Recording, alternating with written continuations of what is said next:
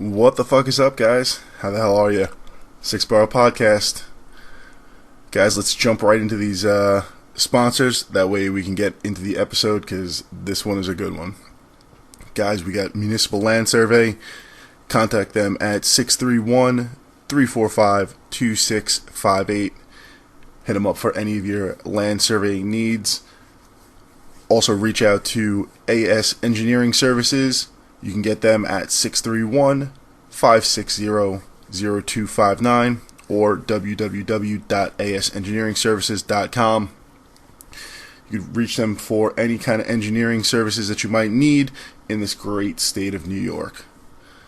Also, last but not least, we are brought to you by Made to Thrive, an American t-shirt company. You could reach them at www.madetothrive.us or on Instagram at madetothrive.us.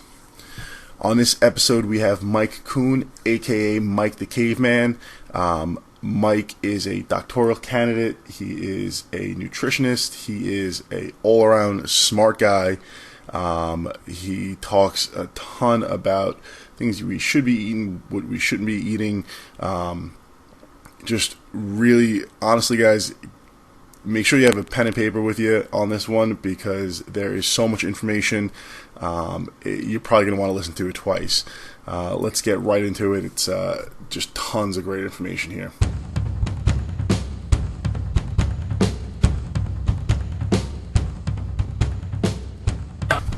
We're live, Borough Podcast. We're down Yarborough. So D-Rock, Ericott, Skanga, Steve Blair, the research team. Go ahead, say your name, Steve. Steve Blair! And our guest today is Mike the Caveman Kuhn, right? Yes, sir. Mike, what's going on? Thanks for sitting down with us. Absolutely.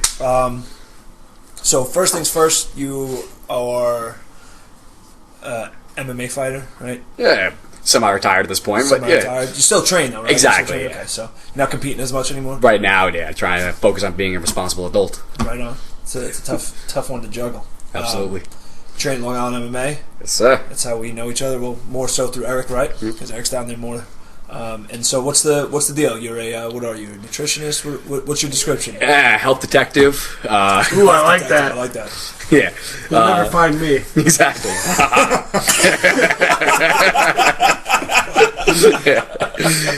What are you wearing the roller skate in San Diego? You're find that bitch. So, nutrition, health, and lifestyle consultant.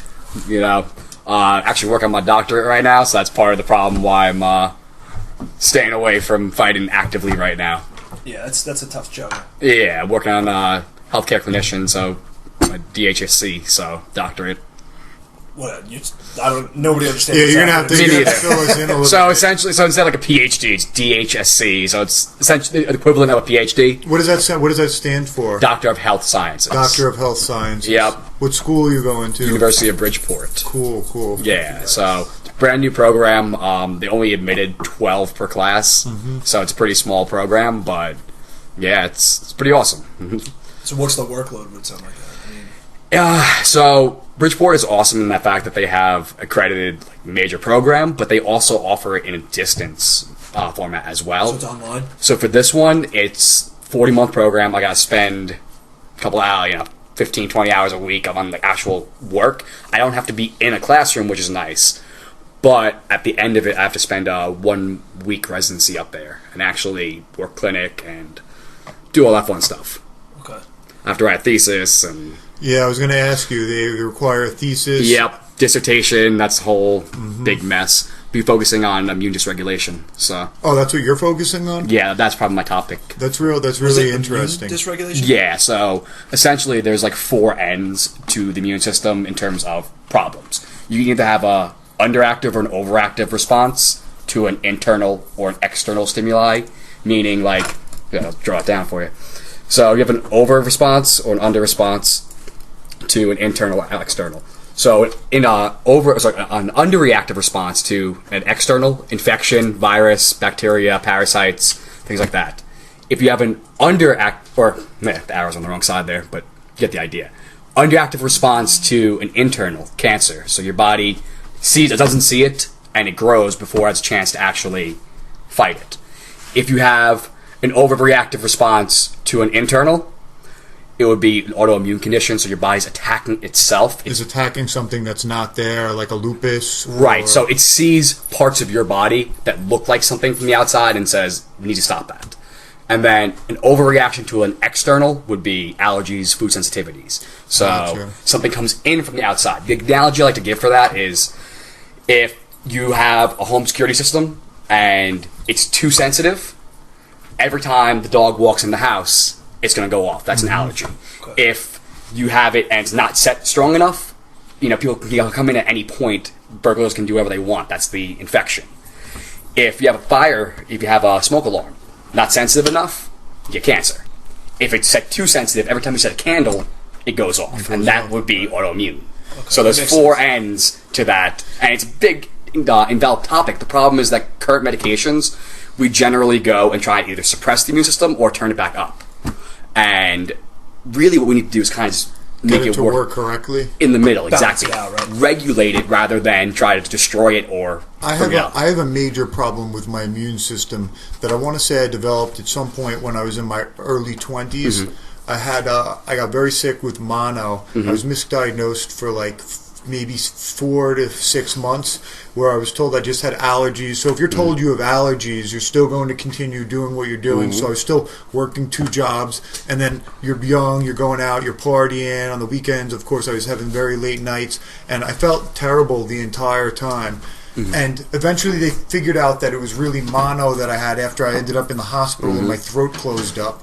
And I never really bounced back. I feel entirely from that. Still now, that was in my late teens, early 20s, and I'm 33 now. And I feel like I've always felt that I have a compromised immune system, because when I'm training at the gym, I'll be doing similar things to everybody else at the gym, but I feel like I fall apart a lot faster and get sick a lot faster. And I have I sleep enough. My nutrition is sort of on point, more so than some of these other guys that are like kids and they're just like going out and drinking beers and then coming in the next day and training. They're just eating McDonald's still.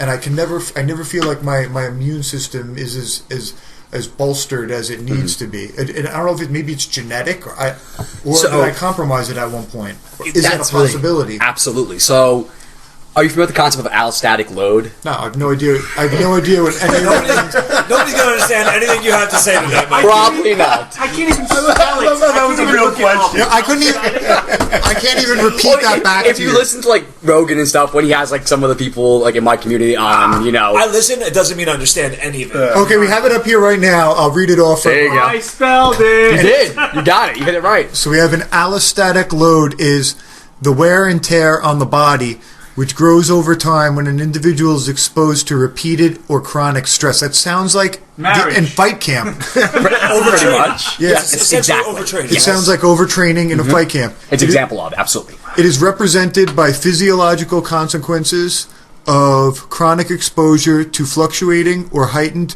neural or neuroendocrine response that results in repeated or chronic stress. And that's exactly what like the 2 months, 8 weeks, 12 weeks before a fight is. Just chronic stress and horribleness. Before we get serious, I have to tell you, you struggling with neuroendocrine reminded me instantly of Dumb and Dumber. I was just saying that. When he's like, he's like, yeah, that's a big one.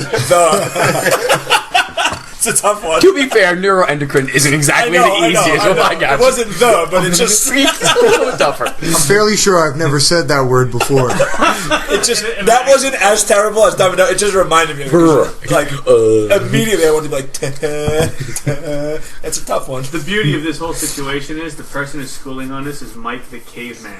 That's the greatest part of this whole scenario. Right? It's true. Well, so get ready to dumb everything down to caveman terminology for us and the people that are listening. Yes. Got it. We're probably not. Nobody's going to be on the level that you're at. No, it's all good. So allostatic load. Yes. Allostatic load. Want to talk about that a little bit? It's basically when you're doing too much shit and you're all stressed out over a long period of time, and then you get sick. Pretty much. So essentially, it's the straw that broke the camel's back. Yeah. So your load is, you have a little bit builds up here, a little stress builds up here, a little bit more builds up, so it builds upon each, it piles upon each other. It's that last stress that really just shuts down the system.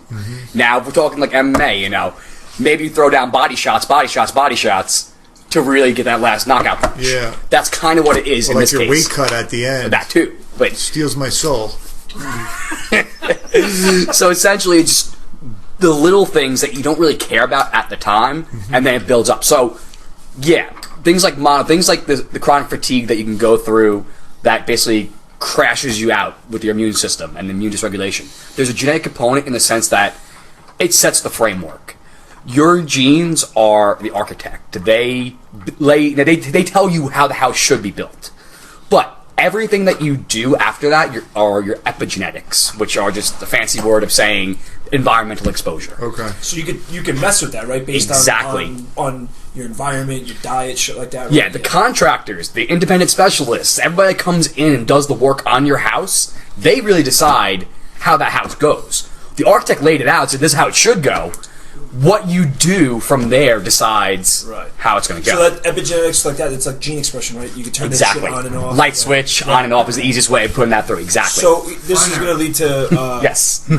to another question of mine. So this is not like a static thing. This changes over the course of what you basically how you're living, how you're training, and as you age and shit like that, right? So this absolutely.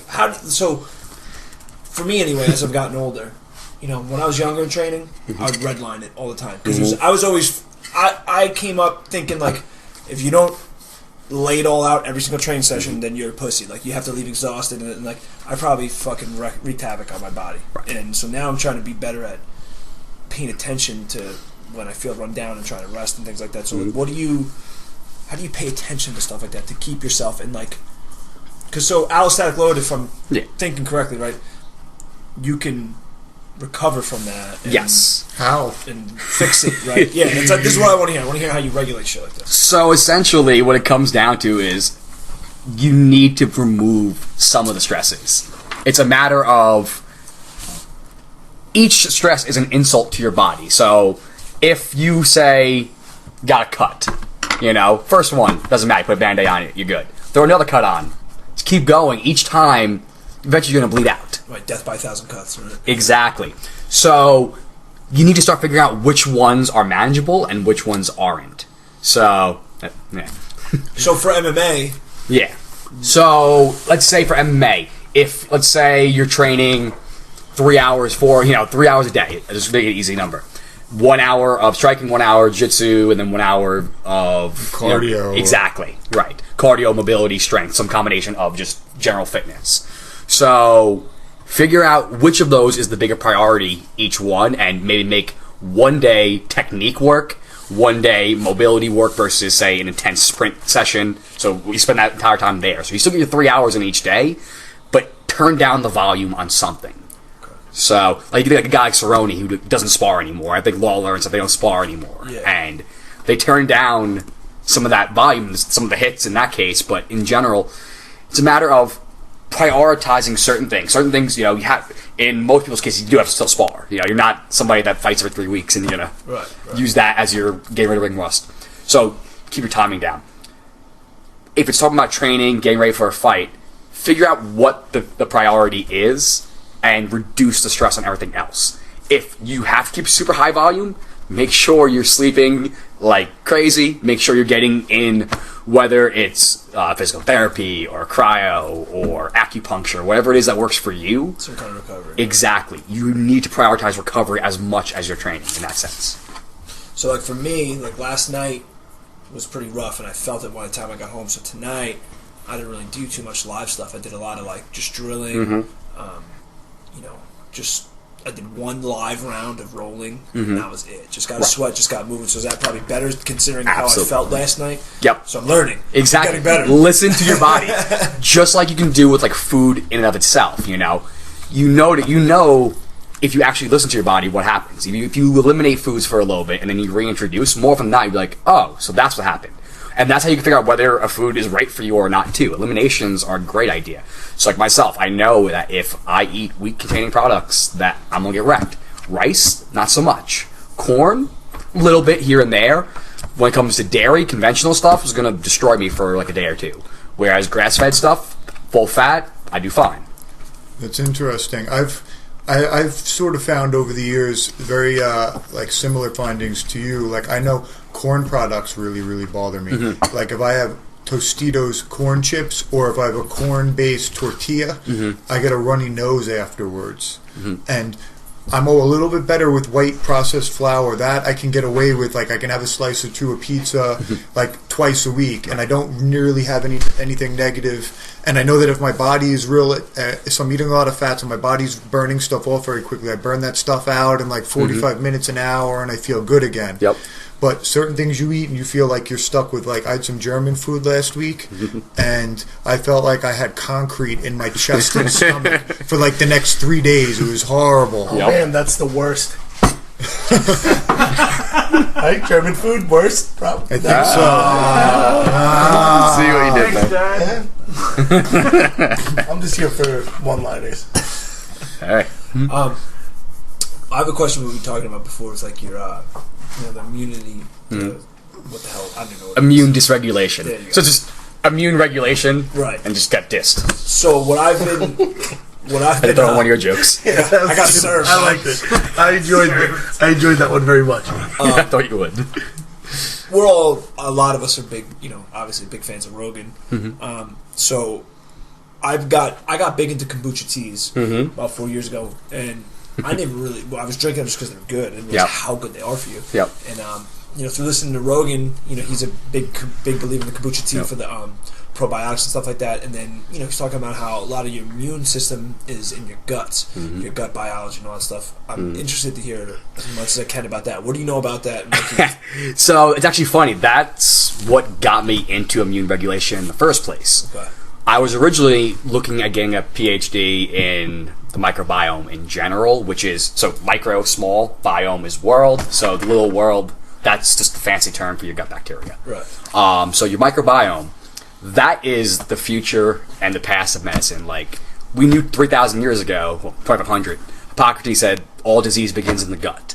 And he didn't have the ability to see that bacteria, the yeast, but he knew there was something there, and that's where the future medicine's going.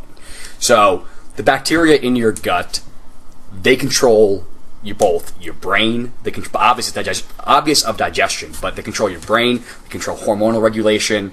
They can do pretty much everything. So it's super important to make sure they are functioning properly, and that's part of the way you regulate your immune system. You make sure they're in line, and that's a big part. Regarding the kombucha, a little side note on that one.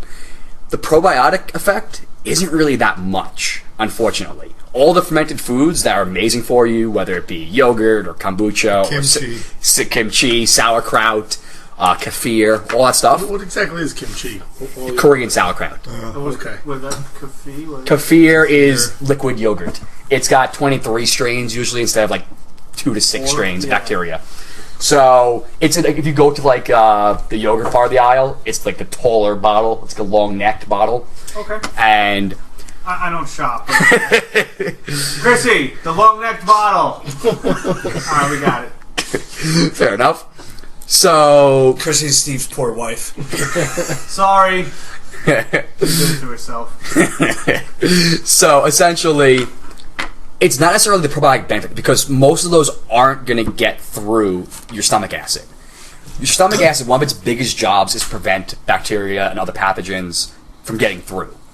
Now, if you have low stomach acid, then they might be able to get through. If you don't have low stomach acid, it's all going to die. And how do you determine that? Acid reflux is usually the biggest one. Okay. If you have acid reflux, And clearly you have... low stomach acid. Oh, low. Yeah. Never mind. I'm an Curveball. idiot. Curveball on that one. I actually knew that one. I used to get that, and then I started doing the apple cider vinegar. Yep. So I as Googled stuff. as weird as it seems, low stomach acid. The reason being is essentially, so your bacteria and the microbiome is supposed to exist in your colon, a little bit in the rest of your large intestine, but basically the tail end. That's where that bacteria is supposed to be. The more damage you've done, the more they start to creep back up to your small intestine, to your stomach. Now, the way we figured out how acid reflux works is a guy drank H. pylori, which is the bacteria that causes ulcers. And scientists won a Nobel Prize for it. Yeah, like the guy completely disregarded all scientific principle and just like, I'm just going to try and prove my point. And here we go.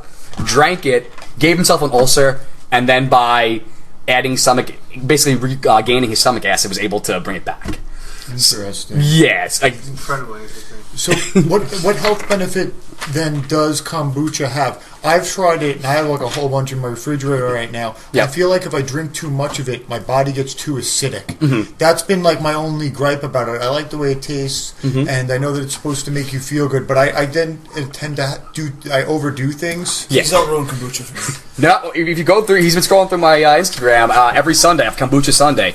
Coastal Craft Kombucha. They're out at Oceanside. Coastal's real good. That I have. I drink it at the. I go to this deli in Okay. Massapequa called Organic Corner. They've been telling me to go because the last farmers market with them was Sunday. Yeah. So I'm probably gonna go there at some point. I go there literally every day for lunch because I work in Seaford. Got it. And it's right around the corner. Yep. And they have a really good deal there, actually. They sell the jugs. Yep. You get a 32-ounce jug, and refills are $7. Perfect. Yeah, I have them, so I'm definitely gonna make that move now. Can't go wrong with it, dude. And they got the. I tried their. What is it, like the Hawaiian? The Hawaiian Fire. It's my favorite. So Have you tried the cold brew? I haven't. So it's a coffee kombucha. They fermented the coffee instead of tea. Really? Yeah, they make the cold brew and You're then they ferment fucking that. speaking my language now, man, Yep. because I'm a coffee. Yeah. It's an P-Rock- interesting- P-Rock just got so turned on Yeah. by that. Yeah, like you just moved the needle in the pants right there. It's amazing. So regarding kombucha. Health benefits Exactly. to it. So what we're looking at, not necessarily actually recultivating your bacteria, but more so, the bacteria produce enzymes and vitamins. Enzymes can help break things down. Vitamins, just important in So general. it's good for digestion, right? Yes, How much per day? Generally, 8 ounces is a good safe part. Okay. You can go upwards like 16 if you have like say like a big that's bottle. What one of my bottles. The bottles were about 16, Yeah. 16.9. I was Exactly. killing like one of those a day, give or take. Then I went down to like a half a bottle, and I think I can get away with like even less. Just because I feel like you know how your body feels when it's too acidic. I was like getting that feeling, Right. and my muscles weren't working correctly, and I just wasn't feeling well. You know the GT's kombucha? Yep. I drink like one of those a day. Well, that's like a 16, yeah. So that's- Yeah. that depends on, again, a lot of it really comes down to how do you personally feel. And that's, without getting too frou-frou on this one, just listen to your body, Okay. So you would say say I have like a sip or two, a couple sips a day, A lot of times I'll water it down. Like, morning or later on, or I actually, depending on which one, like Coastals, I actually feel like something, almost like talk about can't speaking words. Energizing. You're not reading it though. There's Yes. a big difference. An there's a big difference energizing song. between energize and endocrinology. But I can say neuroendocrine. I can say that one. I just can't There's say a difference in reading it and saying it. Tripping over your words and not being able to read one or two. You're right. I know it's an energizing my lack of vocabulary. Yeah. So I have some people. Sorry. no, yeah. I had when I got on the kombucha kick, I started getting everybody onto it, and my boss came and I gave him one. He had drank the gingerade one, and he was like, dude, I feel like I'm buzzing right now. Like, what do you mean? I guess I'm so like desensitized. I drink it. He's like, I feel fucking good. He's like, but almost like jittery. He said he was like, Really? and he like doesn't want to drink it anymore because he almost like he didn't like the feeling. So part of it, is coming from tea, so there's a minor amount of caffeine depending on what they did. But the other part is that some of the vitamins they make the B vitamins, and they make vitamin K, specifically K2. When you say they, The bacteria and the Oh, yeast. okay. The SCOBY, Okay. which is a symbiotic community of bacteria and yeast. So SCOBY just sounds better. okay. So if I drink a little bit of this a day, will it help bolster my immune system? It'll help with the vitamins, it'll help with the enzymes, it'll help with digestion.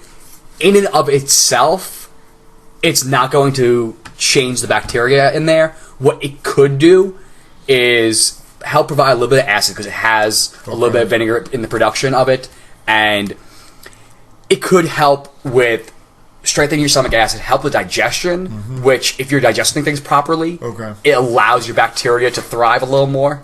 I take a probiotic also. What kind of probiotic?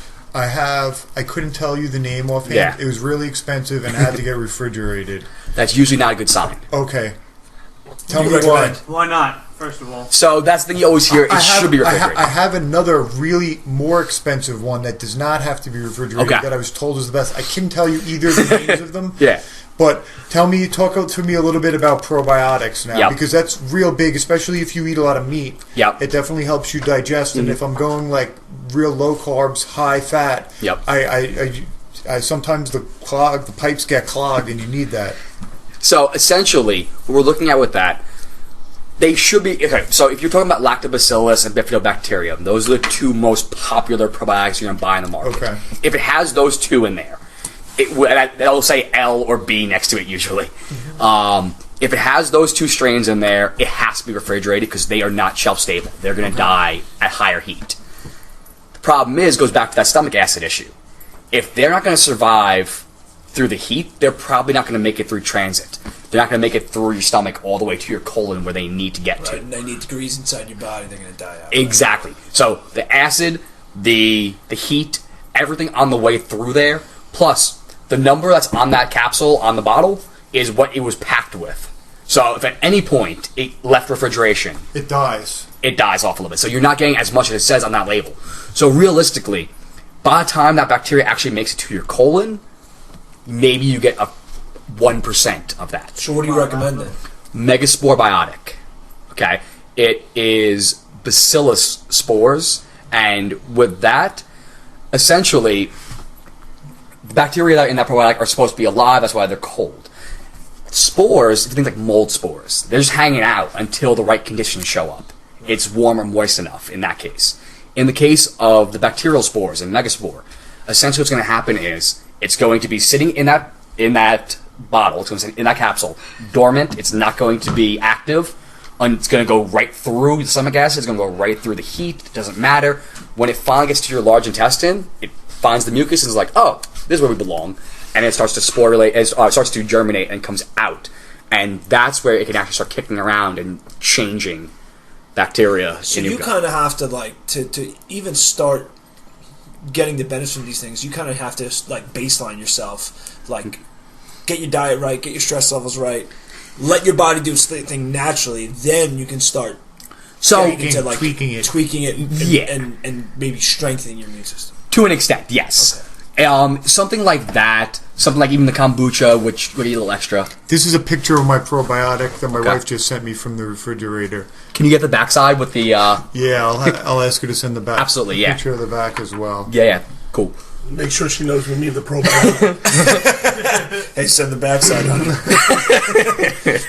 I got pictures of that. We don't have to even ask for that. Let me see those nutrition facts, baby. So, we're talking about that. You could be taking something like that at any point. It's going to help. Because the bacteria in your gut will actually help to regulate. It's the first line. It's your body's natural defense. We actually see incredible rates of autoimmune allergies, so immune dysregulation, in children who were either C-section or weren't breastfed for long. Why C-sections? Because they don't pass through they pass through the vaginal mucosa. Right. Our mucus, from our nose to our lungs to our gut to reproductive organs, all that tract, same system. So that's why it's easy to understand. You have an ear infection, it can drain down to your nose, drain down to your sinus, and down to your throat.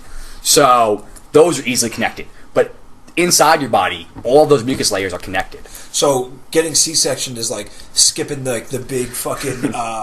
The big fucking broomstick thing at this car wash, right? Pretty much. Exactly. You don't get coated in that shit. Exactly. So your car comes out without that shine. Exactly. Right. There's actually been some interesting new research where they're giving children exposure, giving probiotics, because at this point, their body actually could accept it pretty well. And they're giving them the bacteria at birth after the C-section, and they've been doing this for the last, 5 to 6 years, and they've been following it up, and it's reducing the rates of asthma and other allergies. And then what about what's the correlation with breastfeeding?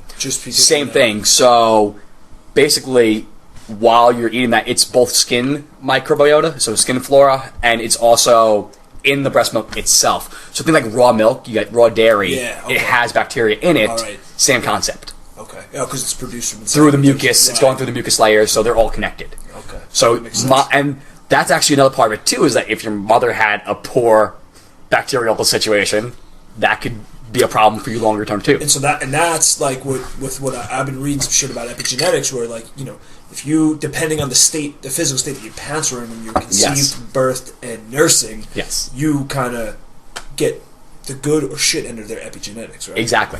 So epigenetics is the funny thing, because because 10 years ago I was going through my undergrad in biochem and XI, and all that was, Darwin. And before Darwin, there was a guy named Lamarck who was basically like, oh, well, giraffes have long necks because they stretched it a lot. And his ideas got laughed at, that you could actually change it and pass it on to the next generation. Right. And essentially, it was only, natural selection. It's the only way. But it's been emerging that, his ideas weren't exactly wrong. It's just, in terms of, it's not passed on directly, but there are ways of changing your genes. Right. Because, like you said, you got to build the house, but then you can modify it and everything. So your genes have all this potential, just whether or not you choose to unlock them, turn these things on and off. Exactly. These markers. So, I've always thought about this is because,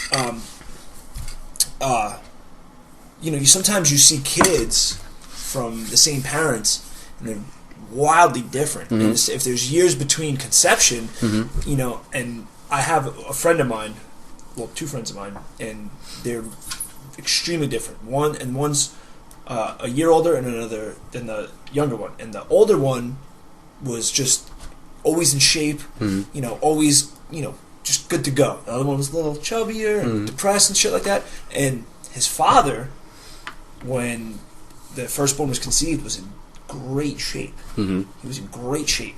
And when the younger one, his father wasn't in the best of shape and his mother was admittedly depressed. Mm-hmm.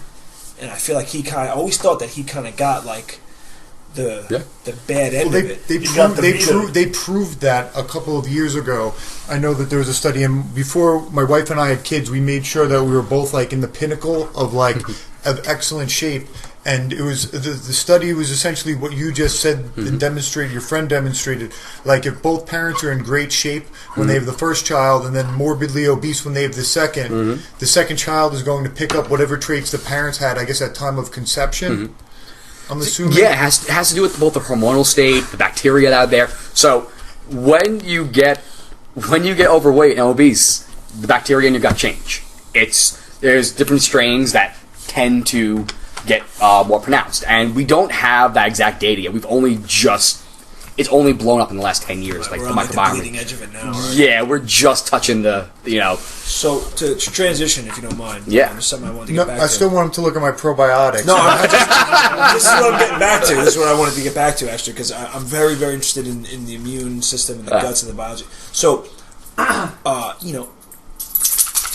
the better that your guts. Oh, go ahead. Read. Go ahead. Read it. Well, I'll come back to it. I have two pictures too. I have the picture of the other one that I bought too. So I've been taking probiotics for years, and I bought cheap ones. Yep. My brother-in-law works for one of the large supplement manufacturers, so he gets stuff for free. So he's brought me a couple of the not so good quality ones, and they don't do anything. Right. They literally do nothing. I'm taking 6 of them, and they're giving me stomach aches, and I still can't shit.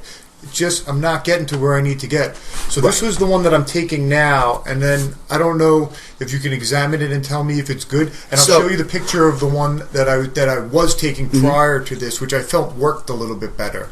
Yeah. So with this, that's Renew Life, and it's a refrigeratable. It's a refrigeratable one. And it's lactobacillus and bifidobacterium, too, we were talking about. The ones that if they get warmed up, they die. Pretty much. Gotcha. And it has a total lacto-probiotic cultures, 12 billion. Total bifido plus lacto is 30 billion. So essentially, it's a 30 billion count for the entire. It's a pretty good number for those strains. Okay. You'll probably see maybe 500,000 of that getting actually through to your stomach. So as long as it's not dead, it'll work all right. Yes. Now, with that being said, it does sound like a lot until you hear that you have 1 trillion U cells in your body right now, and you have 10 trillion bacterial cells. Those numbers always baffle me, with bacteria and stuff. How do they know it's that high? They obviously didn't count them one by one. They just ballpark it. They take a little area. Essentially, yeah. They go. How you do your pulse? You do your pulse for 10 seconds and times it by 6.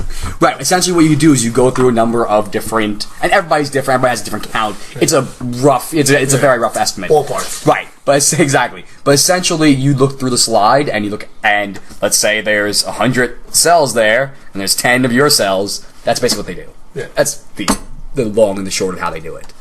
So, This is the better one, right? That's the better. That one is more expensive. And Yep. I was told that one was very good by the lady that actually owns that website. Yep. So this here is getting a lot closer to what I'm talking about. Okay. The number one probiotic in it, the top one, which usually is a good sign of it being the best, is Bacillus subtilis, which is one of those bacillus spores, like in megaspore. That does So that's- not die.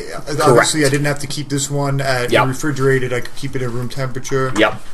Exactly. And then Saccharomyces boulardii, so it's S. boulardii over here, that is a yeast, but it's the number one yeast. So for in the probiotic future, benefit. moving forward, this company, just read the name so that we can... Yep. This here is Synthol AMD from Arthur Andrew Medical. And that's Yeah. that I've been told that this is like the end all Where'd you get that? of probiotics. I bought it. This used to be a store called The Natural. They were in Middle Island on Middle yeah, Country I know Road, exactly what it is. but they're no longer there. And the woman that runs the place said that the majority of their business came from online, and it just Yeah. didn't make sense to have a brick and mortar store That looks like it, yeah. on a main road. Yep. Arthur So Andrew that's Medicals, 40? Synthol It's about AMD. $40 a bottle. Yeah, I think I paid 40 or 45 for it. Yeah.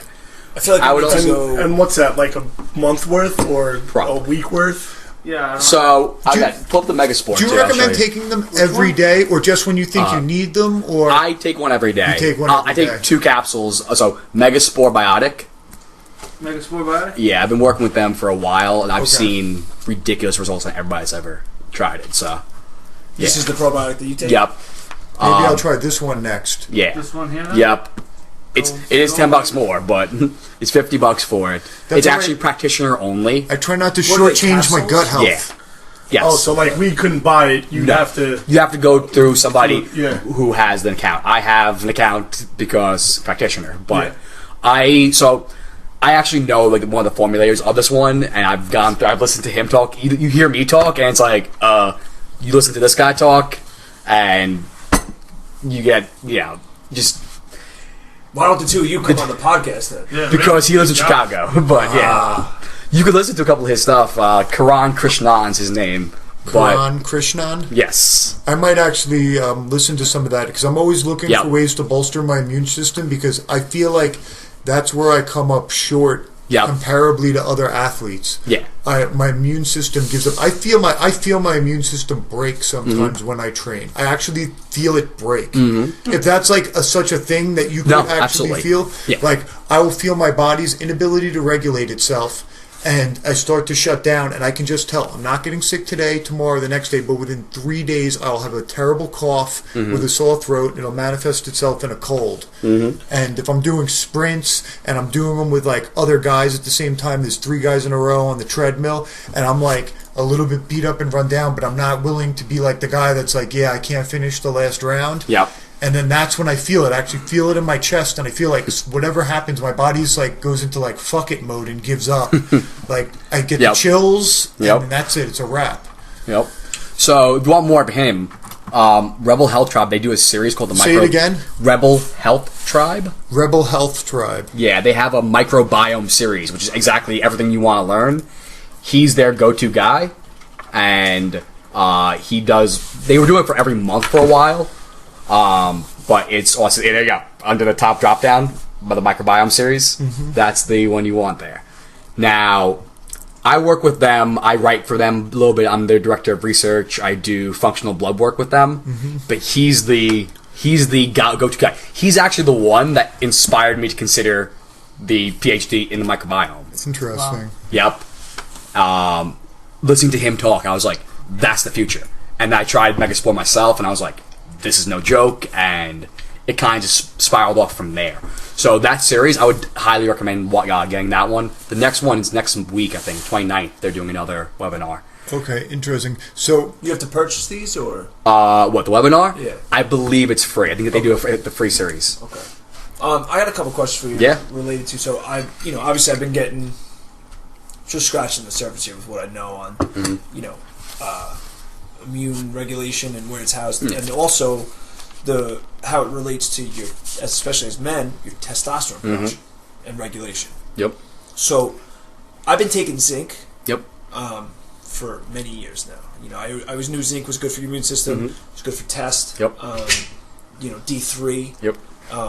So can you speak to me about those and whatever else I don't know about how it relates between your gut health, your immune system, and keep regulating your testosterone and keep, because as you know, I'm 33 now, and after 30, your test production starts to dip each year by 0.2% or something like that. Yeah. So I've been really, since I turned 30, I've been really interested in boosting my testosterone and preserving it all, through my immune system and supplementation and foods and things like this. Can you touch on some of that stuff? Yeah, so funny enough, the biggest thing that you can actually do to boost your test, besides, taking tests, is improve your cholesterol levels.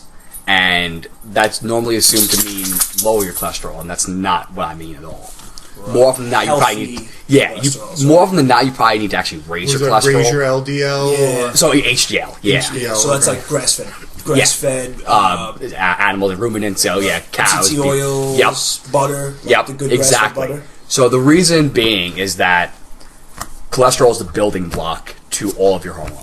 It goes cholesterol, then it goes to pregnenolone, and then it goes off of that, depending on whether it goes... Pregnenolone is essentially the master... So it goes cholesterol... So I misspoke. Pregnenolone is the master hormone. Cholesterol is the precursor to all of that. But cholesterol is also the precursor to vitamin D. So, basically, vitamin D is our version of photosynthesis. Your skin cells, the melanin in your skin, sees the light, the UV light comes in, and it goes and converts cholesterol into, a byproduct of cholesterol into vitamin D. Right. So, you need cholesterol in order to produce vitamin D. Okay. Going back to your sex hormones. So, pregnenolone goes down, and it goes from there to progesterone, or it goes down and it goes to DHEA. From there, it can go up two paths. It can go to testosterone, or it can go to your stress hormones. So cortisol. Yeah, mine always goes to that. Exactly. So how do I get it to make me have more testosterone? So and less of the fat building stuff. Right, like cortisol. So that's something called cortisol steal. Sorry. Cortisol is part of something called pregnenolone steal. Excuse me.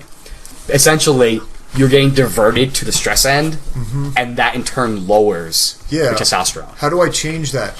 Well, that's the crux of my question. I want to know. Tell me the products to put into my body to make me work better.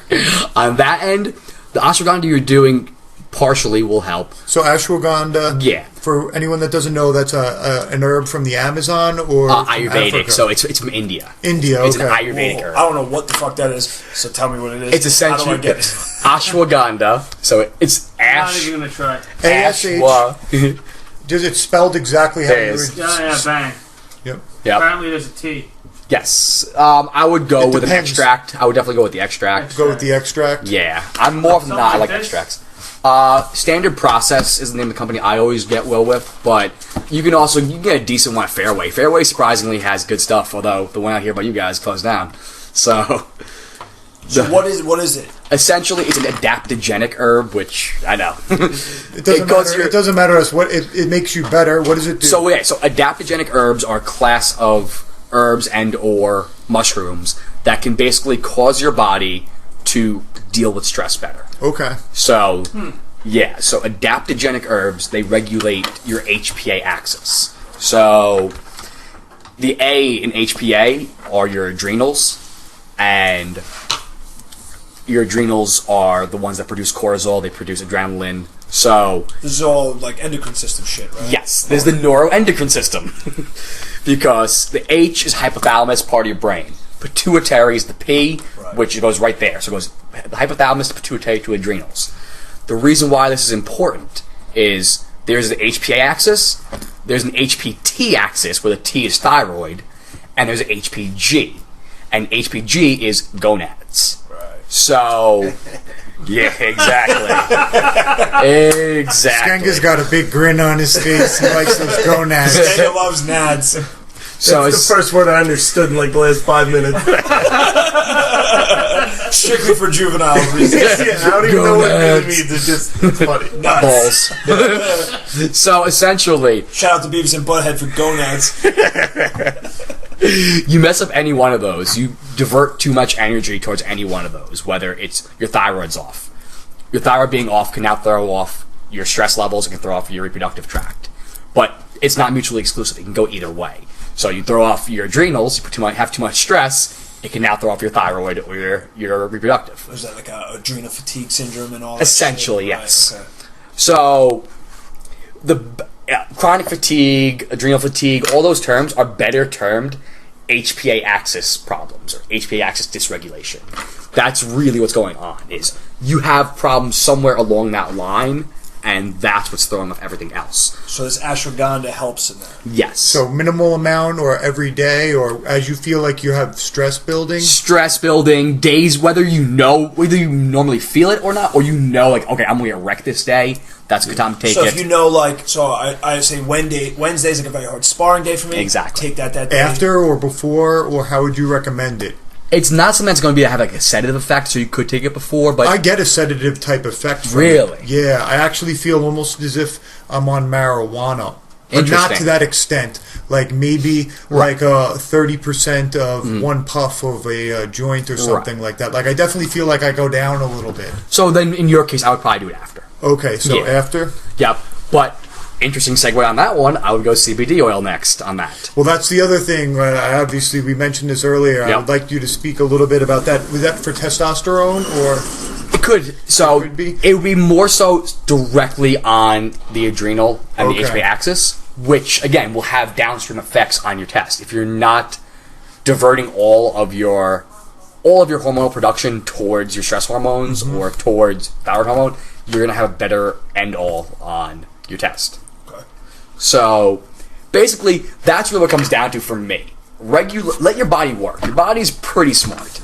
We're here for a reason. Like, we made it this long because our bodies have figured out how to work. I just want to keep my body working properly and optimally. Especially as, with the three of us, we Yeah. we train all the time. We're MMA fighters, and I'm trying to get the best and most out of my body. Also, longevity from it too. Mm-hmm. And I know, like I said, after 30, test is a real commodity. Yes. So you mentioned the ashwagandha and the Yeah. HPA axis and all that stuff. So, what else can we do to optimize and keep my test levels up and preserve properly? So that's essentially it. Give it the building blocks. Okay, cholesterol is one of the biggest building blocks. So a lot of what fats.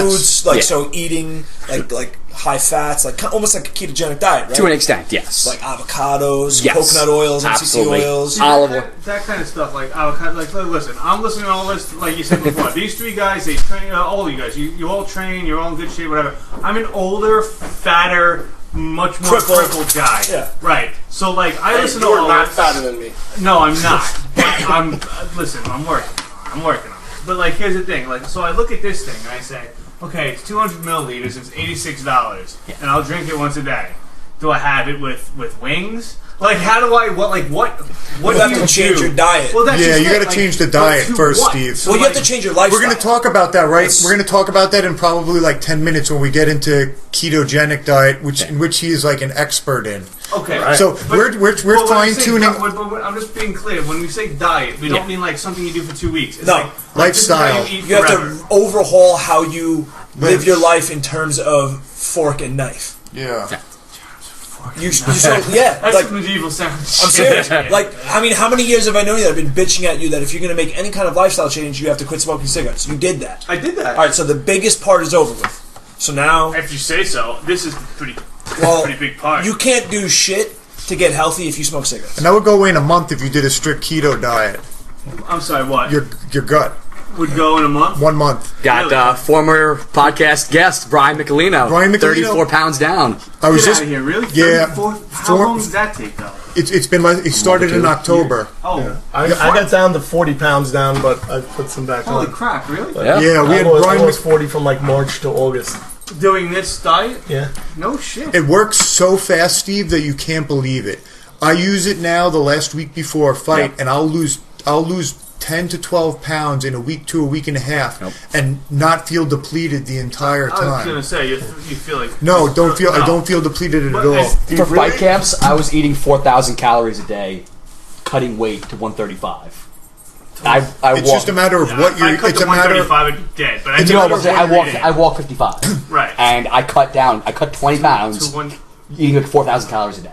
Holy shit. You know what you need to do to lose weight? Take up jogging. Like, yes. I think that's what you need. Listen, on the wheelchair, I do 1,000 push-ups a day, basically, right? But like, all right, I didn't want to hijack the whole thing, but like at the end of the day, like that's because I'm looking at your Instagram and I'm saying like, you know, whatever.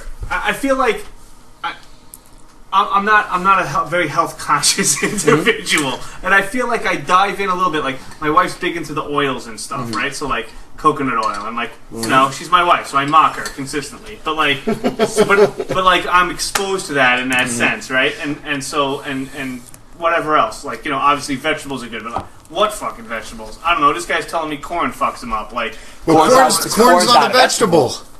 oh well, whatever. You know, And it's what all I'm saying. GMO. Like, so- Everything in the United States is all GMO.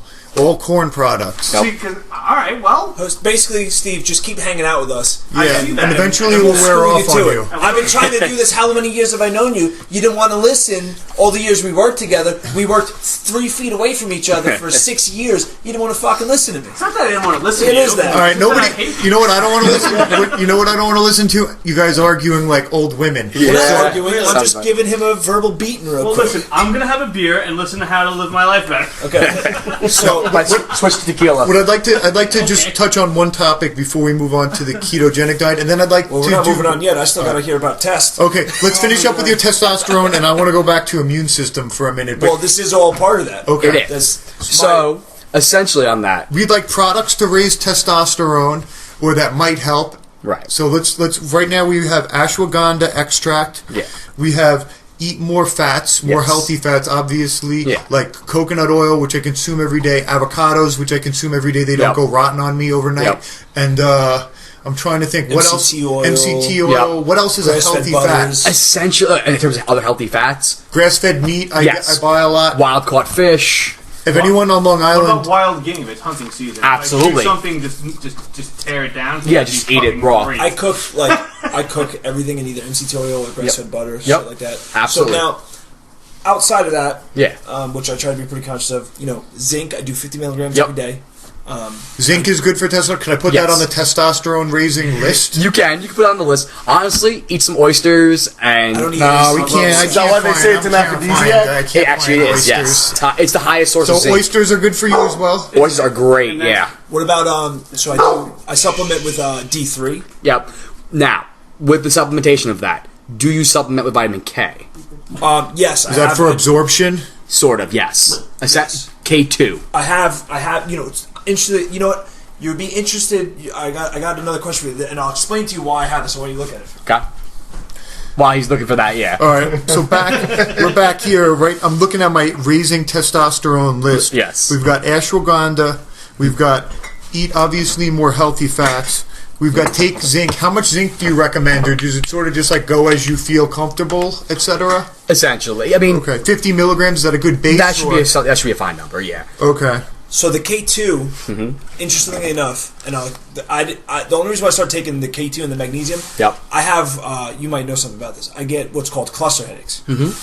So I was researching on things to do, and these are good supplementations to keep inflammation in the body down. Yes. Which they recommend. And keto diet's very good for cluster headaches as well because it's anti-inflammatory, and a lot of people had success with curbing some of the starts of that cluster headaches with that. Yep. So that's how I started on this stuff. So it's interesting with K2.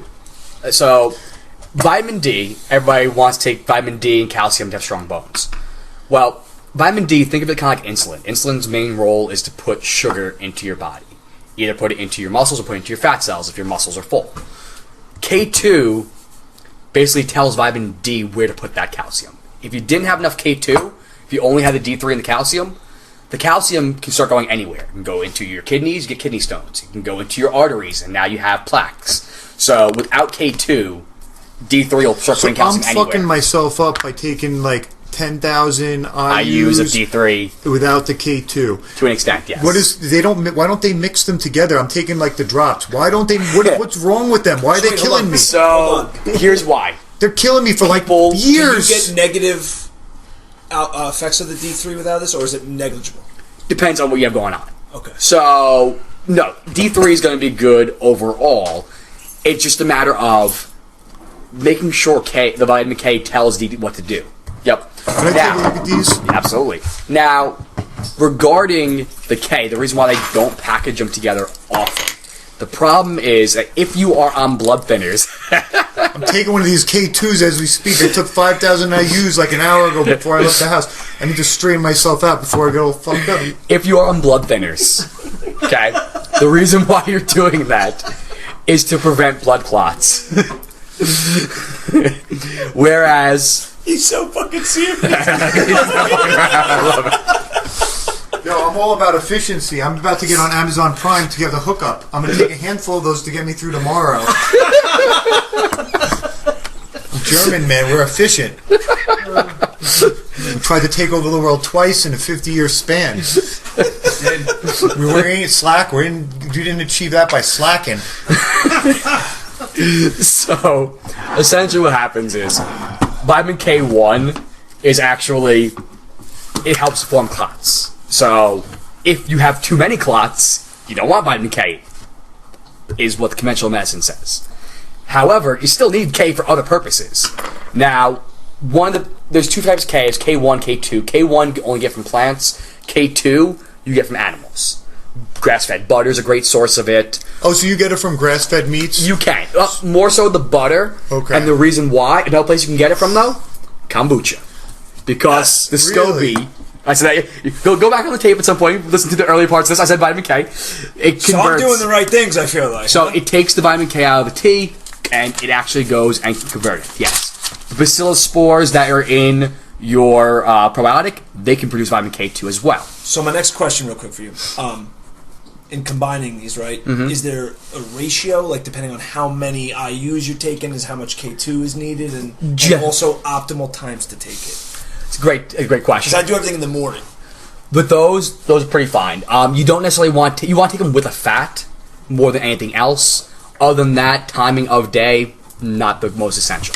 Okay. So if I'm doing this, like, my normal routine is I wake up in the morning, and my morning routine is I wake up, I do 50 milligrams of zinc.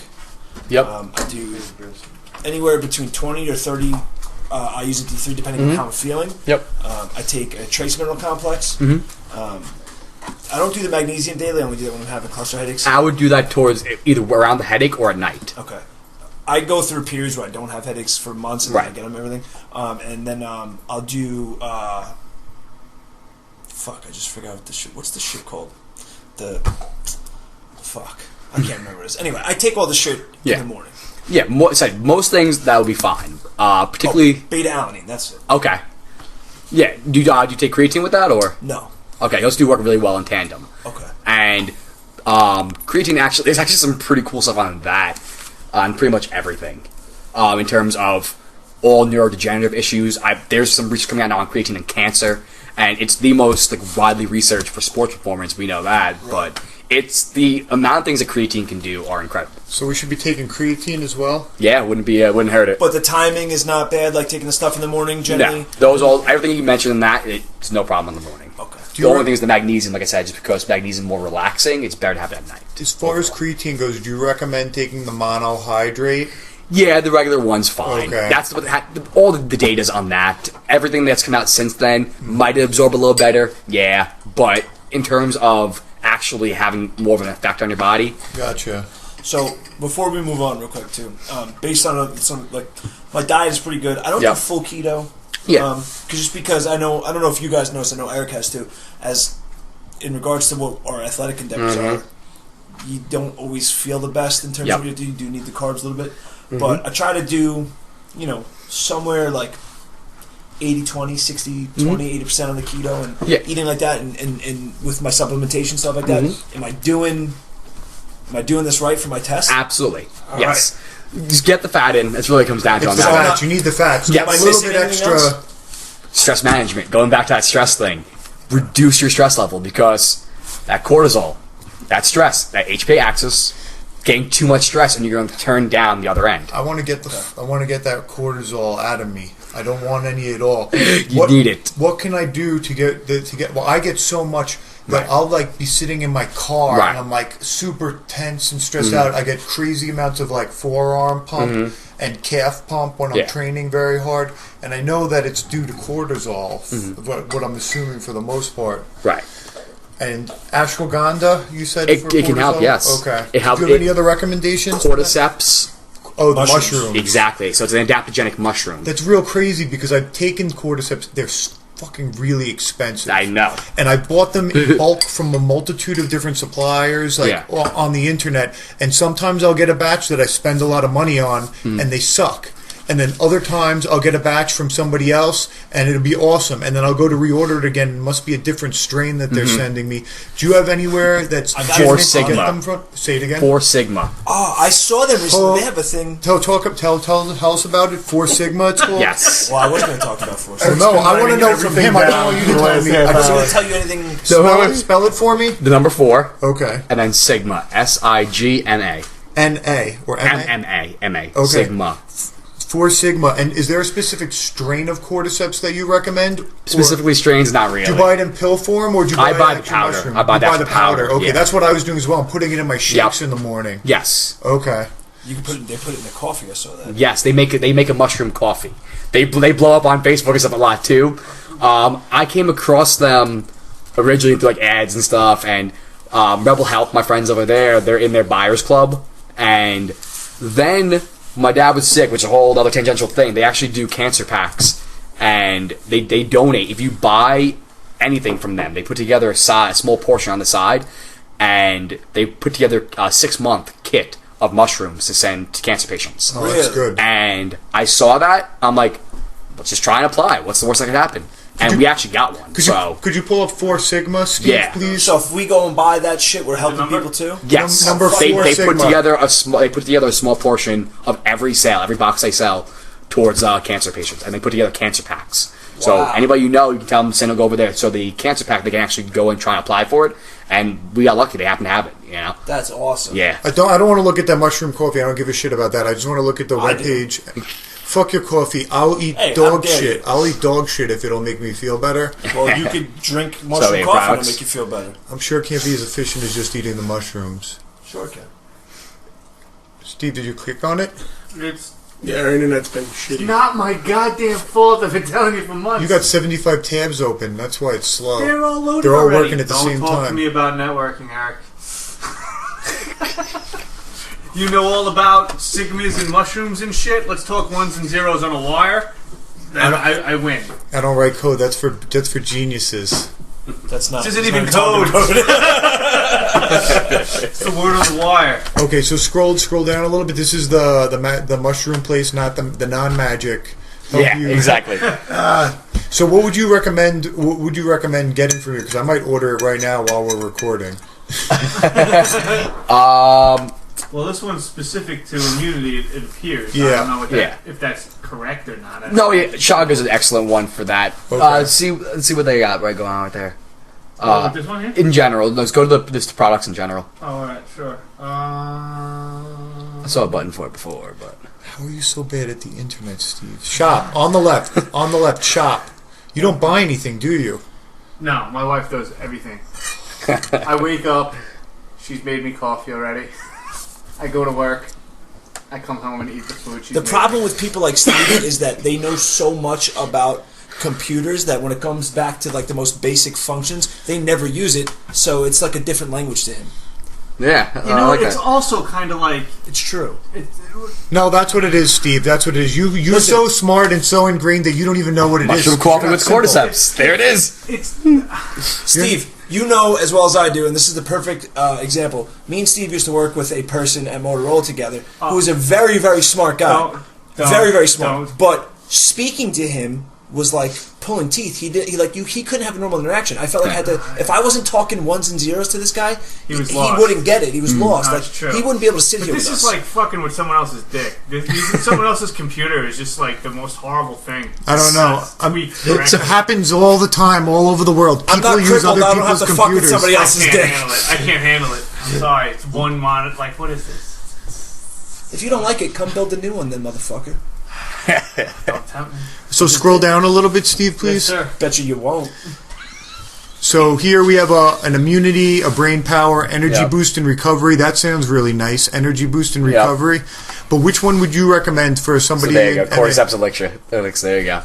Where is that one? That's the right hand. Oh, Cordyceps elixir. So that's the one that you're recommending. Yeah, in terms of adaptogenic properties. Yeah, I mean, there's a lot.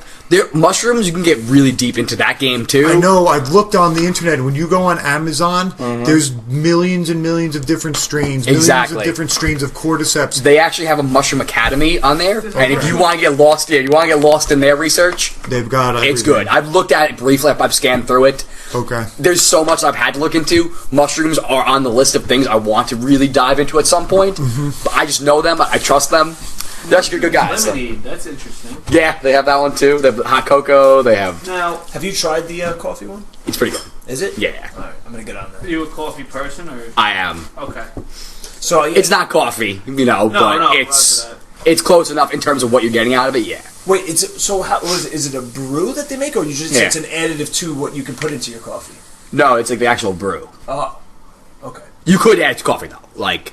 So what's left of like the pack that I got sent, I use some of that in my coffee. Okay. It's potent, it's strong, but. Well, that's what I was thinking more along the lines is like, because like I'll get, I put MCT in my coffee. I don't always go full bulletproof, quotations, but I like to put the MCT in there. So if I had like an additive like that, fuck around absolutely. With it. I wonder how crowded would go in coffee. Surprisingly. Depends on if you go how low or high you're going on the dose. I'm on both of them right now, so it's all right. I've had it in coffee. It's not bad. Yeah, depends on what you're going to try and go on dosing. So, can we jump back to immune systems quickly, Dave, or are we still? Mushrooms still are part of the immune there. Okay, that's why the fuck we want. There's no rules to this bitch. What products would you recommend as far as bolstering your immune system or bolstering?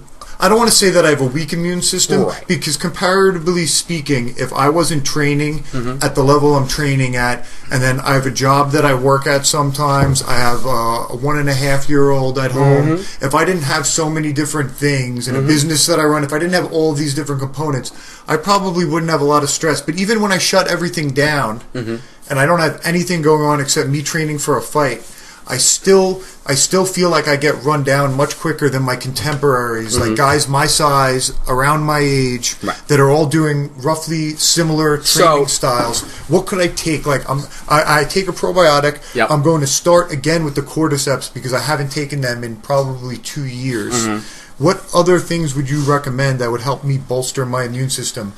So rest, obviously, like I'm doing all the obvious things. The rest and stress management, huge. Throw them all out there just for everybody that's listening. Absolutely, yeah. Rest and stress management; those are some of the biggest things you could possibly ever do. As ridiculous as it seems, it just seems so obvious that it shouldn't have to be said, but it is. It really is that important. From there, probiotics definitely need those. Bone broth. Bone broth. Yes, bone broth. What is that? Literally, like soup. Essentially, marrow soup. It can be from the marrow. It is from the bone itself, but you don't necessarily need like the juicy marrow on the inside. Like an oxtail, that's a way you can make bone broth. It's delicious. How can you buy it already made and just take it in a pill form, or do you have to actually like make something? They do sell bone broth otherwise, but honestly, it's so ridiculous. Just grab a rotisserie chicken and eat the chicken. Yeah, I don't even. Just eat the chicken. Yeah, so go to Whole Foods, grab a rotisserie chicken, eat the chicken. Okay. The shell that's left, the rest of the bones that are in there, because you're not going to eat those. Put them in a crock pot with water, a tablespoon of apple cider vinegar, and any spices you want to add to it, and let it go for 24 hours on low. And how often do you drink this thing? You can drink like 8 ounces of that every day. I don't know. This doesn't sound that delicious. I used to put it in a thermos on the way to work. You just said you would eat shit if it would help. I would, but I don't want to make it. That's the thing. It's a crock pot. You throw the bones in the put water on. Even I can tell my wife to do that. I might tell my wife to do it. I might tell my wife to do this. So, the reason being... Bone broth. Bone broth is good for your intestinal lining, so that helps with sealing your immune system. It's good for digestion. It's good for skin, hair, nail. It's good for bones. It's good for pretty much everything. What is this sounds similar to? Have you ever heard of people eating deer antler velvet? What? Like the blood? Yes. Steve, just take a chill pill, Steve. Just let me explain. So I bought from a Korean guy that we both know. We bought a whole bunch of this deer antler velvet packages. Yeah. It's like blood. It's basically like drinking blood. Yeah. Is it similar? Like the broth from the bones that you're talking about? Right. Is it very similar, or Not exactly. I forgot the mechanisms on the deer antler. so it's a different mechanism? It is. I remember it. I can't remember. If you pull that up, I could give you the exact through. It makes sense, but the amount that you need. Well, it was first of all, it was really expensive Yeah. to keep it going, and 3 of us did it. Myself, Yeah. Drew, Yep. Andrew, and Ryan. We were all Okay. doing it at the same time, and like I did feel a little bit of like a testosterone Yeah. type boost from it. And we weren't. This is like the cleaned out American Yeah. whitewashed version. Where You buy got it this online. stuff from North I got Korea. some shit, some shit from North Korea in these like packages that looked like a deer got put in a blender. This is really the show did that up Ray chunks Lewis in got it. popped for. This Yeah. is Do you remember this? unbelievable. You don't remember this? You're a big football guy. This is what Ray Lewis got Yeah. popped for. Well, I see it right now, Ray Lewis. It says it right here. Huh. So it says that it could be an adaptogenic. Okay. So That's insane. I remember looking at. I forgot what exactly. I've never heard of this. I had a significant amount of water retention while I was doing this as well. Okay. That was one of the things that I remembered. But I didn't have any definitive... I felt a little bit better, like, I feel like I want to have sex a little bit more. And I feel like a little bit... But it could have been placebo, too. Because when you're drinking deer blood, So on that end, you feel pretty manly. I would imagine. On that one, if you're getting a legit one like that, that might have some actual benefit. Most of the stuff that you get there, It's from Koreatown in the city. just went to the woods and just drained it, You right? had to keep it, like, refrigerated. It was pretty gross. That one I'd probably agree with. We're having to refrigerate. Yeah, it was pretty gross. Interesting. Sounds pretty gross. All right, so anything else that you would recommend for... We have probiotic, bone broth, Yep. cordyceps, obviously rest, and having your nutrition already on point. Sun exposure during the summer. Let's talk about sun exposure. Yep. You'd say that's a Major thing. so I need to have some sun Vitamin D. exposure. What should I do? Yeah. What should Gotta get that D. like what do we do Exactly. right now is like New Yorkers in the wintertime, it's cold as hell outside. Supplement. That is part of the downside of being in this kind of Tanning neighborhood. like a little bit, A or little bit wouldn't be a terrible Okay. idea. Yes. So essentially, it's the UV rays. Like I said before, vitamin D gets created. It's our version of photosynthesis. The UV rays get absorbed. Cholesterol then produces the vitamin D. Mm-hmm. Now, fun little side note on that one. Most of your vitamin D testing is bullshit. okay.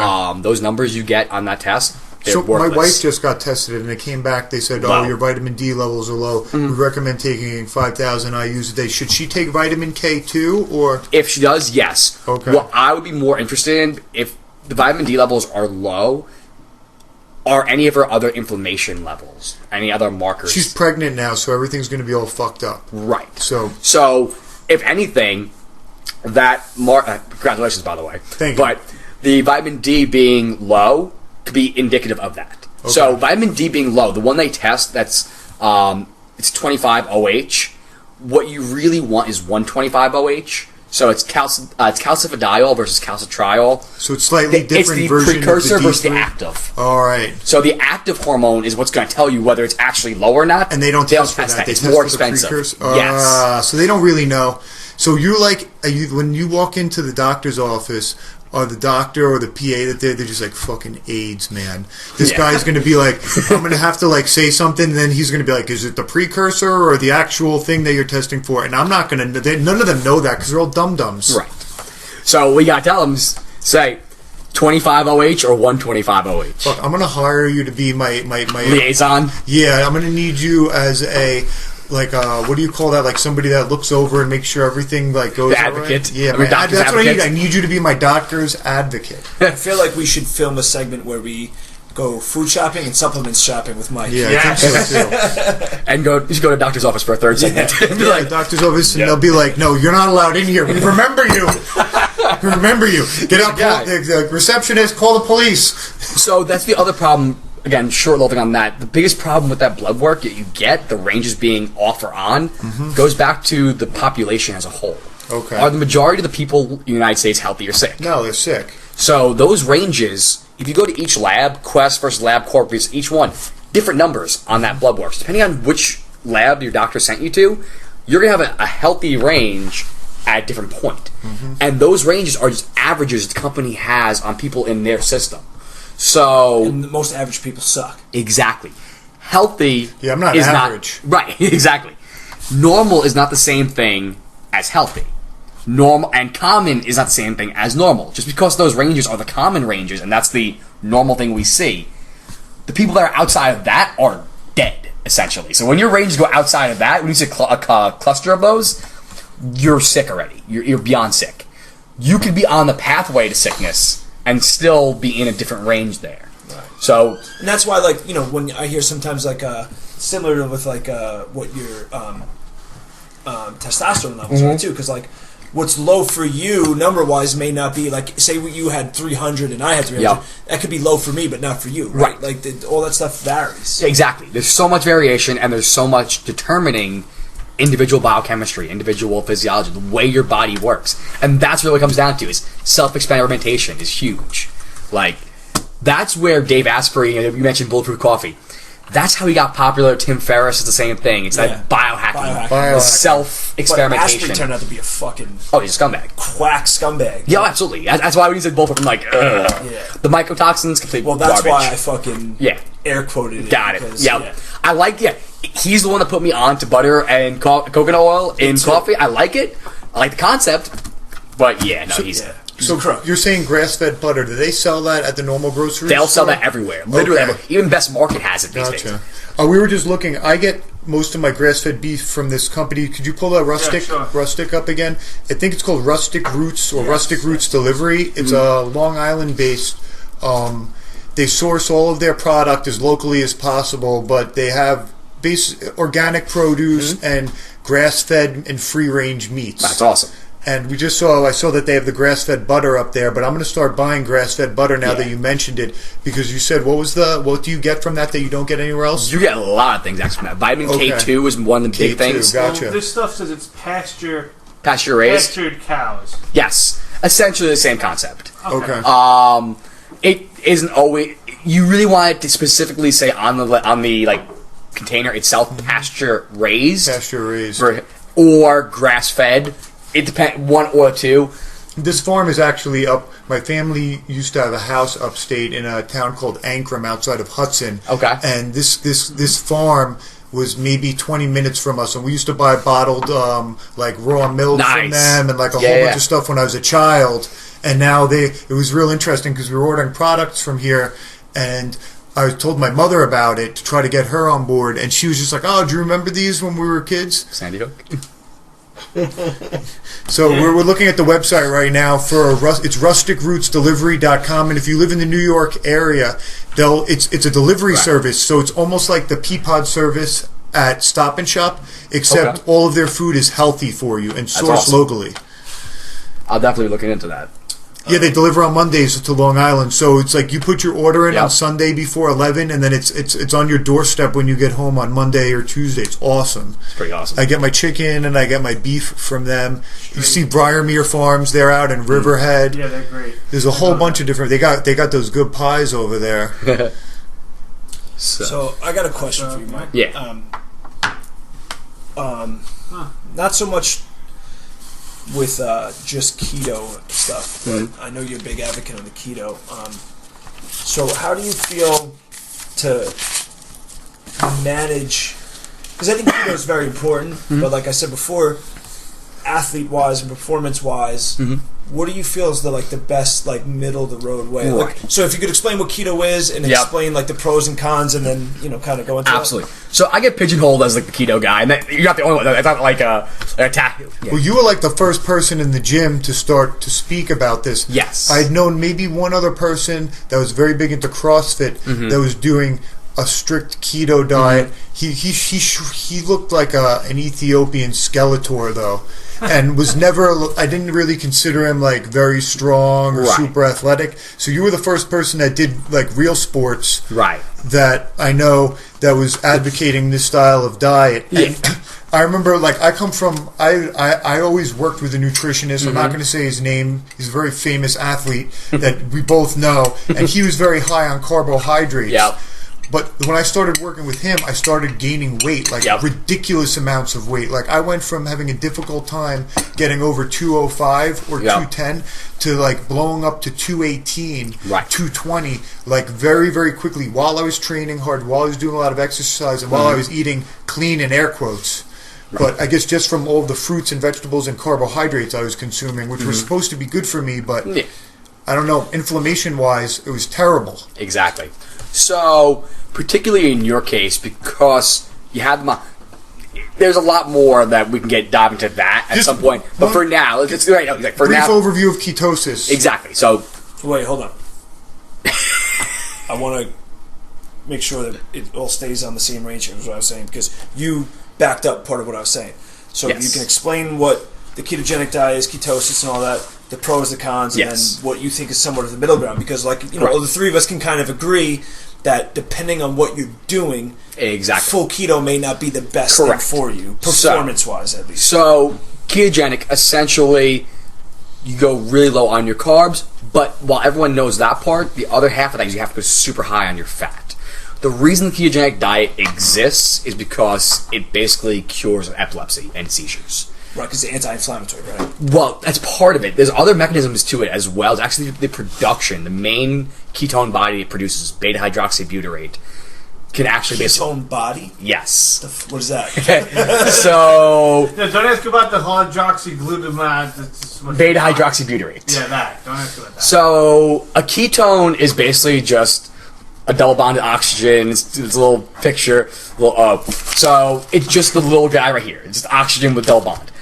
That's why Dr. Oz and his raspberry ketones existed. There's ketones everywhere in nature. A ketone body specifically refers to different things your liver produces when it goes super low carb. So, basically, the reason it exists, like I said, is that it mimics fasting. And our bodies are used to going through periods of fasting and periods of feasting. If you didn't have a refrigerator, if you had to actually go out and hunt for your food. Exactly. You had to hunt for your food, you had to gather it, you had to harvest it, even if we're going past, Paleolithic, if we're going to, agricultural times.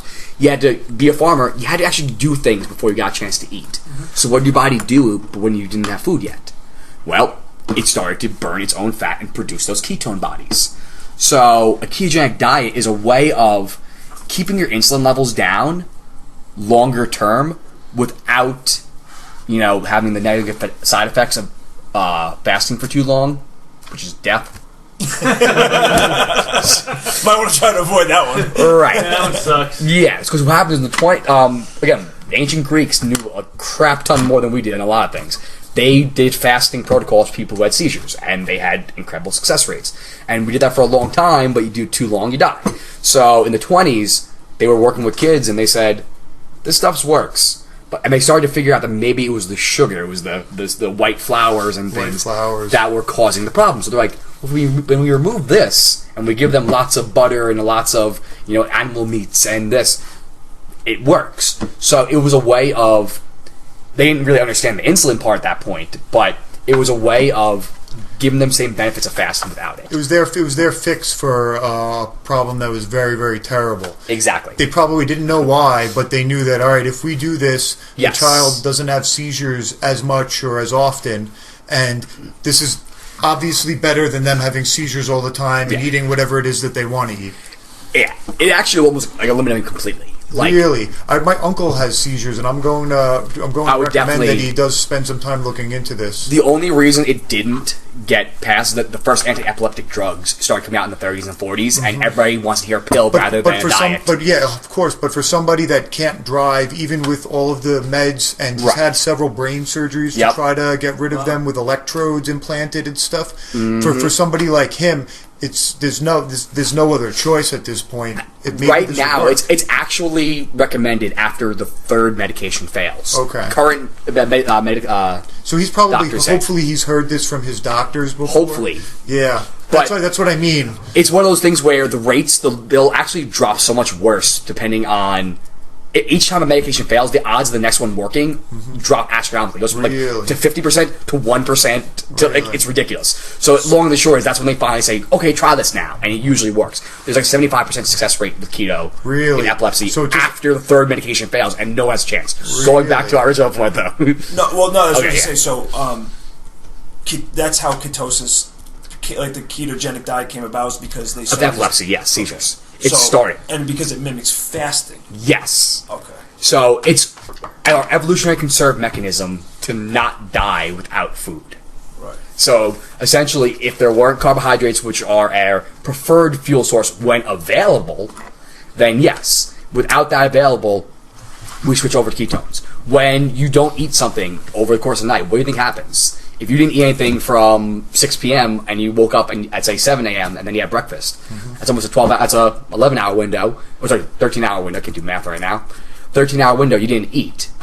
Your body has to burn something. So it starts originally at just free fatty acids, but then it switches to a mild form of ketosis every night. And that's where the concept of intermittent fasting comes in, is that you extend that window to 18 hours, and you're essentially putting yourself into a mild ketosis at all times. I feel much better having started that several months ago as well. I try to do 1 16-hour per week, and then I make a concerted effort not to eat past 7:30 or 8 o'clock, just so that I can get that 12-hour window in Absolutely. each evening. Yeah. And I've lost like fat in areas that I had very difficult time getting rid of with diets or with exercise, and I feel much healthier and younger going along. When I did a strict ketosis diet last winter, and Dave and I we were running. I wasn't training at the time because I had a hand injury, and we were just running, and I literally felt 10 years younger than I was, and that was the only way I could describe it. I'm like, wow, I feel a lot younger and lighter. I'm pretty sure I haven't felt this good since I was in my early 20s. Right. So, going back to its benefits, cognitive benefits, epilepsy, neurodegeneration, Alzheimer's, Parkinson's, that beta-hydroxybutyrate I mentioned before, your body switches to that because your brain, when you're taught in med school, most things, is that glucose is the only thing your brain can use. That's wrong. Your brain can use beta-hydroxybutyrate. In fact, it prefers beta-hydroxybutyrate. That's why once you've actually become more keto adapted, you start to feel that cognitive, just mental clarity, that focus. You get a distinct clarity that I don't think I've ever gotten from anything else that I've taken or done dietary-wise in my entire life. Right. So it's a cleaner burning fuel. And it's one of those where you have to go through the adaptation phase, and depending on what you're going through, it can be a little problematic. It's the exact opposite, just for everybody listening, it's the exact opposite of what you get after you have like that big pasta dinner at an Italian food place and you're like, oh, I can't move, oh, I can't even think straight. I don't know if there's a term for that. Awesome. Itis. The itis. The itis. Food coma. Yeah, it's the exact opposite of that. It's like the food coma. That's the best way to describe it. That was the term I was looking for. Like, if you've ever been in a food coma, think about if you went the other way on the spectrum, Essentially. and you feel that, but in mental clarity and energy. It's the exact opposite, and you get that from the ketosis diet. That's That's being in ketosis. You're being in a nutritional ketosis, yes. So, ketosis has really bad PR until relatively recently. The reason being, the only time a doctor will ever learn about ketosis is when a patient brings it up. When a patient is a type 1 diabetic and suffers from diabetic ketoacidosis. Essentially, because they don't produce insulin, what happens is their body becomes too acidic because they have their blood sugars too high and they have the ketones too high, and their blood becomes acidic and their kidneys can fail. Bad times. So, if you can produce insulin, even if you're type 2 diabetic, you can still produce it. As long as you have insulin in your body, ketones don't get too high. It's physiologically impossible to have your ketones get high enough to be problematic. Okay. So, because the only time they're ever going to see that in clinical practice until you start going low carb, they're only taught that. So that's where it's bad. It gets a really bad PR case. That's real interesting. Now, Going back to performance. Yes. So, what happens is, at high intensities of exercise, your body switches over to using glycogen, so your sugar stores. That's where the whole idea of carb loading comes in. Now, if you are burning sugar predominantly, you're not going to be producing much ketones. High insulin, low ketones. Low ketones. When your insulin's low, higher ketones. They turn each other down and up. So when you're always eating carbohydrates to refuel, you're never going to be producing enough ketones to get that benefit. So in the case of athletes, though, if we're talking about an endurance athlete, a marathoner, I've heard ultra ketosis, a is the keto best diet is thing. the best thing that you could have if you're like a competitive rower or a cyclist Yes. or a long distance runner. Anything where you're not tapping into your glycolytic pathway, it's the best thing you can possibly do. Now, when we start getting into MMA, boxing, even Brazilian Jiu-Jitsu, at some point, if you play a really slow game in Jiu-Jitsu, you probably could do really well. You need to have that real, like, slow you down sloth game, like Exactly. Roger Gracie Yes. or Damian Maya. They just suck you in like quicksand. Actually, fun fact on that, Lawler has been keto for his last 3 or 4 fights. Robbie Lawler? Yes. Really? When he fought Rory, when he fought Condit, he was keto. Full keto. I didn't realize that. He's That's pretty cool. His guy's working with Craig Pressendorf. I look him up. Oh, yeah? His nickname's the Superhero Maker. That's his brand name. Good luck spelling Pressendorf. Yeah, I'm not even trying. Try the Superhero Maker. Craig the Super. I'm just going for press. Yeah. And There you go. There he is. Keto. Yeah. boom. Superhero maker. Exactly. Actually says boom. Yeah. Sorry, our dog is acting up. We're gonna have to take him behind the barn and shoot him. Let's see the superhero maker. Right. So he works with Robbie. That's Robbie's. So there are some high level athletes That that can are do- doing Yeah, that's it right ketosis like diets. Yep. So it is a possibility to do it.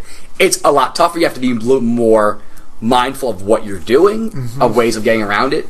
But in terms of possibilities, a cyclic ketogenic might be a little better for an athlete like that. That's similar to what I'm doing now. If I carb load before I go when I have to do something that's strenuous Exactly. activity. So if you're sparring, probably have low carbs that day. If you're going to hit like a really super heavy, explosive metabolic workout of some type, then you're going to want to do it. If you're having slower stuff, not as important. What do you recommend getting the carbohydrates from if you're going to get them from somewhere, like something that's feasible for your average person? Like we need some carbohydrates, Right. but we're not going to sit down and make some concoction for ourselves. Yeah. Like right now, I don't. This could be entirely wrong. I eat Ezekiel bread or like sprouted bread Right. is one of the places I'll have like 2 pieces before I go to the gym and train. Or I'll have an apple Yep. sometimes, or some blueberries. I'm So- trying to figure out what are good ways to get carbohydrates. I mean, I used to eat sweet potatoes, but what else do you have? So in terms of breads, Ezekiel bread's probably one of the best because of the Okay. sprouting process. Ways that you make grains better: soak, sprout, and ferment them. And Want to talk about the Ezekiel bread, just to give a brief synopsis of it? so essentially, it's called Ezekiel bread, right? Because it's based on the way the Bible describes to make bread. And so essentially, what happens? They soak it, they sprout it, ferment it. That's a traditional process. And to think about soaking and sprouting, So it's made from the actual sprouts of Yes. beans. of the Of wheat, yeah. Instead of like letting the wheat grow up tall in the field and cutting the wheat down and grinding it up and making a flour, you're using the wheat of ground up sprouts. Yeah, think like kindergarten when you had to take the seed and make it sprout. I eat those sometimes because I grow them in my my pantry closet. There you go. They're real good with some Ezekiel bread and almond butter. So that's They essentially smell bad though if you leave them for a while. that's essentially what you're doing. Look, they start to ferment, Yeah. but that's actually getting rid of most of the garbage. So that's the key. Oh, so I should eat them even when they smell like ass? Probably. Okay. Maybe not, depending on what kind of bacteria are actually on them. I've definitely eaten better ass. So essentially, yeah, it's not terrible. The fruits, if we're looking to replenish glycogen, it's not necessarily the best. Fructose replenishes liver glycogen better, whereas starches and glucose replenish muscle glycogen better. Okay. Glycogen being the way your body stores sugar. So we store, yeah. Carbohydrates, give me a list. Okay. So in terms of foods to eat on that end, sweet potato, like you mentioned, excellent Okay, idea. sweet potatoes, good. Yes, if you are training an athlete, if you're not sedentary, if you're actually doing things, so that's the case we're talking about now, white potatoes. White potatoes. Yes. Really? They are actually surprisingly nutrient dense. They, on a calorie basis, they actually match up pretty well with sweet potatoes. So mashed potatoes. Yeah, I mean, a little butter in there, a little bacon chopped up, thrown in Some there. of that grass-fed butter, some bacon. Exactly. Sounds delicious to me. Absolutely. So white potatoes surprisingly aren't too problematic for most people. So like a baked potato would be fine? That'd be fine. Okay. Be mindful of the skin if you have issues with autoimmune. Okay, why? Potato skin? They are nightshade, and that's one of those. That's one of those Aggravates additional things. things. Yeah, so I have problems with nightshades. the skin on the white. So that's where What's nightshades? tomatoes, peppers, eggplants, And potatoes. those aren't good for autoimmune disorders? Yeah. It's one of those where the epigenetics come back to that concept that we started with. Essentially, everybody is their own unique snowflake. What foods are going to mess with you are basically how your genes turned out. That's interesting, Mike. Hear that David called you a snowflake. Yes. You just sit there and take that. You're a snowflake too. Called everyone a snowflake. The millennials will be real into this. They would. Huge. They would be like, oh my god. Yeah. Yeah, I'm triggered. I gotta go to my safe space. Because I called him a snowflake. Yeah, he's bringing out the nightshades. I got to get out of here. Exactly. Brings back bad Nightshades memories. just sounds racist. Okay, It does. Don't trigger me. That does sound pretty bad. Okay, Realistically.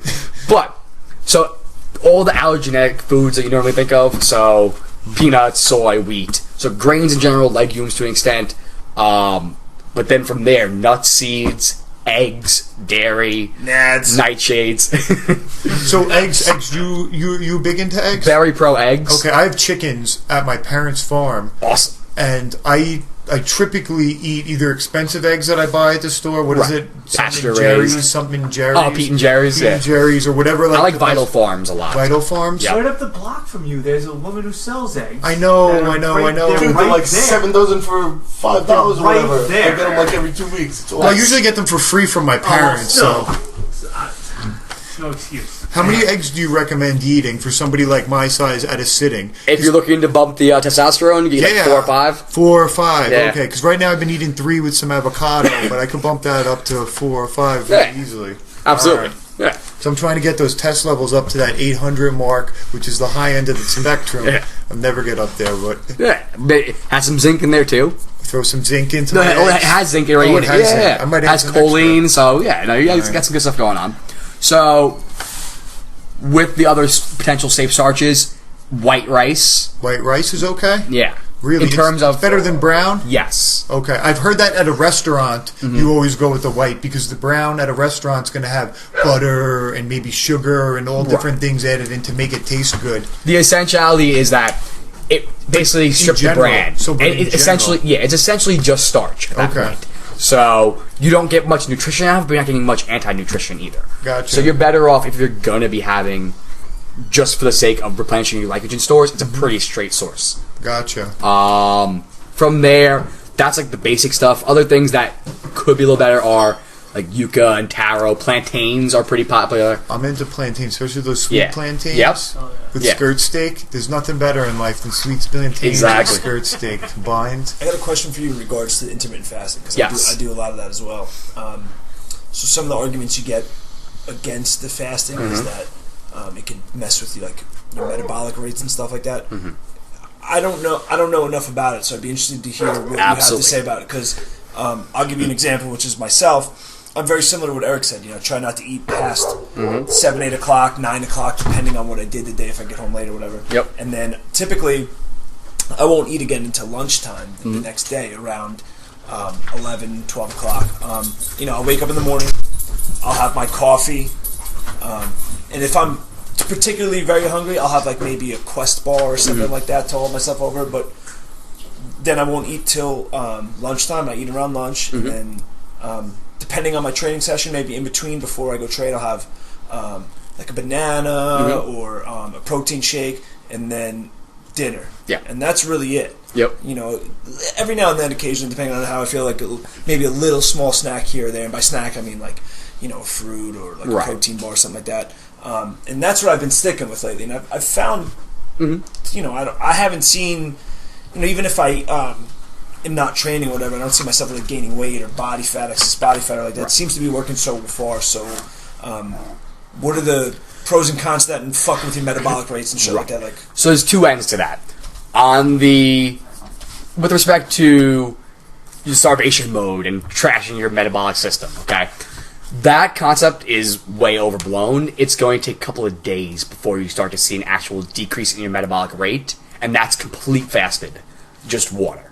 After about 3 days, about 72 hours, you see about an 8% decrease, which is barely nothing. So let's say your resting metabolic rate was 1,800 calories before, like that's what you need to live.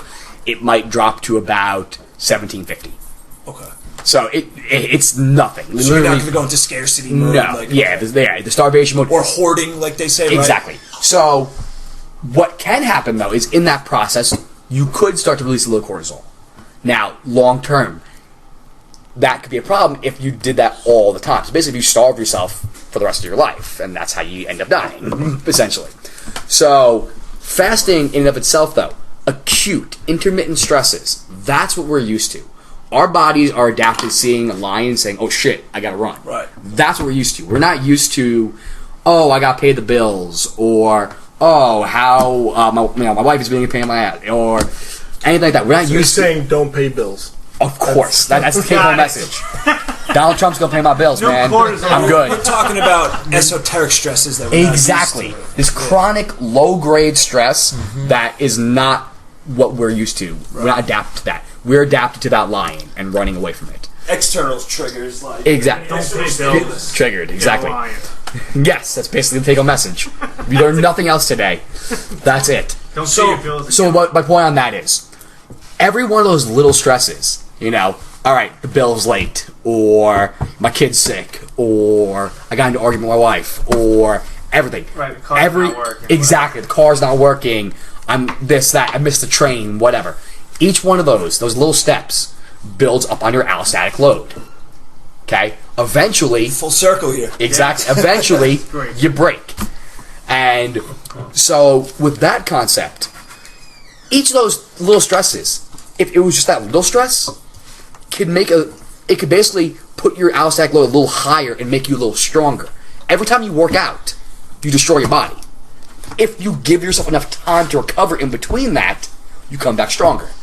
Now that's a concept called hormesis, which whole nother thing, but I like horse. Yes, always. So hormetic stressor and the hormesis. What happens is your body has a stress, and you come back stronger each time after that, right. As long as you allow it to come back. A healthy stress response. Exactly. You want to build up. Right? Yes. So intermittent fasting, ketosis, exercise, every single one of those is a hormetic stressor. Sun exposure. You go out in the sun, you go out for 15 minutes, you get a little tan, you don't burn, you go out tomorrow, you get a little more tan, you're good. If you try and go out into the sun for 10 hours the first time, you burn, and that's a problem. Right. So you try and lift 400 pounds on a squat your first day back, problem. Yeah, you build your way into it, good. Little stresses and acute. So a little bit here, you're good. Let yourself get stronger in the process. Right. If you try too much too quick, problem. So there's way more pros in this intermittent fasting than there are cons, and like you're not really going to mess your metabolic rate. Correct. That much. So if you have, but the caveat to that is if you have a lot of other stresses going on, it may not be for you. Okay. So if that is going to be the thing that's going to break you, no good.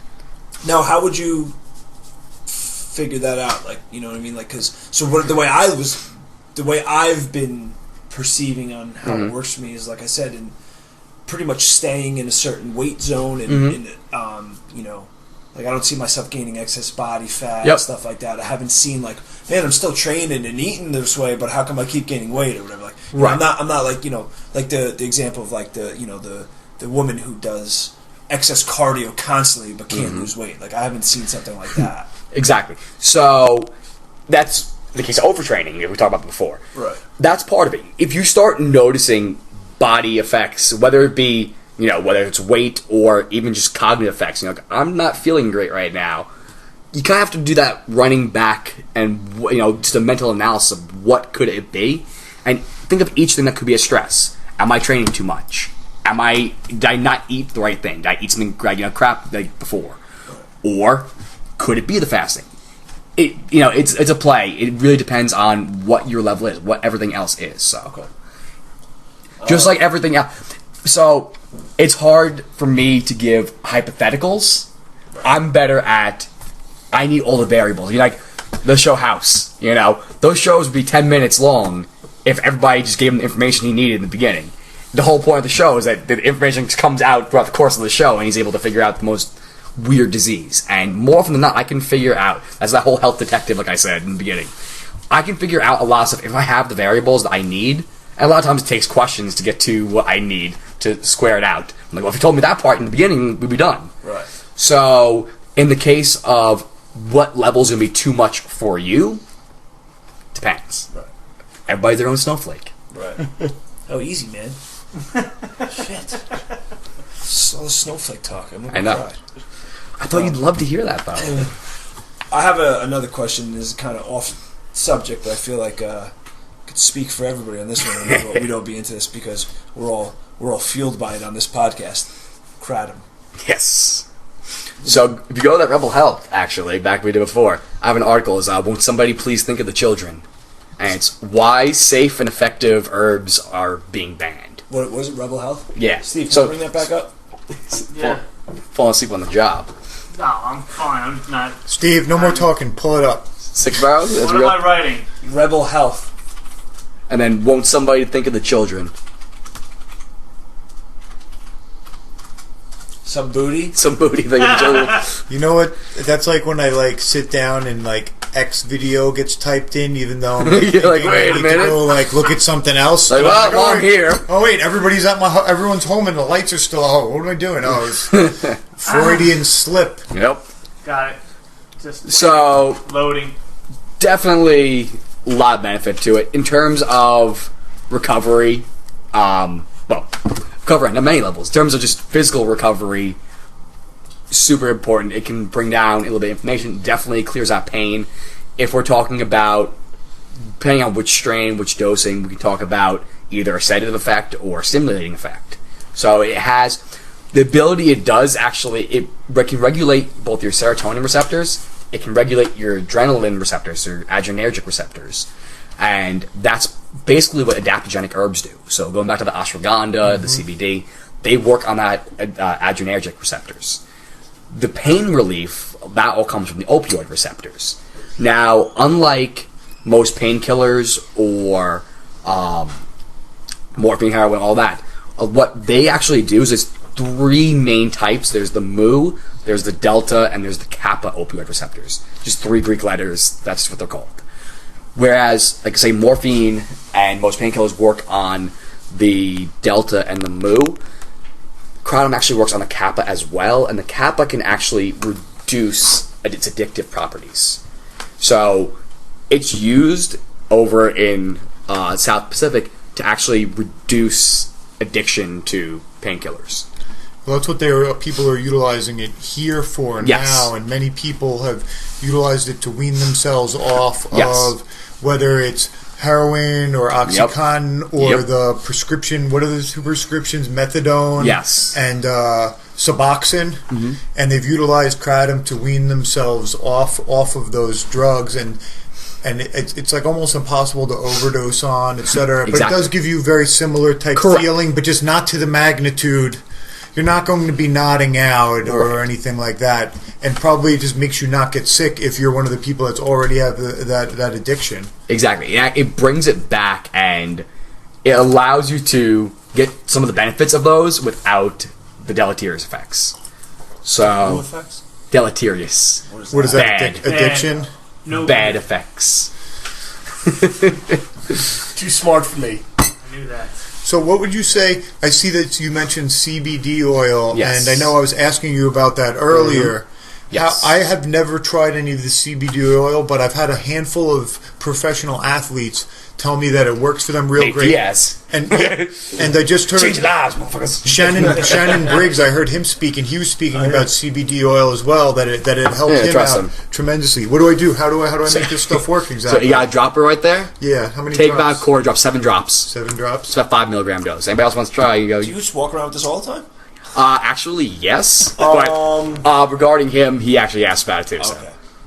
So wait, what exactly does CBD oil do, and does that show up on drug tests? It will not show up on drug tests. Okay. This is cannabidiol.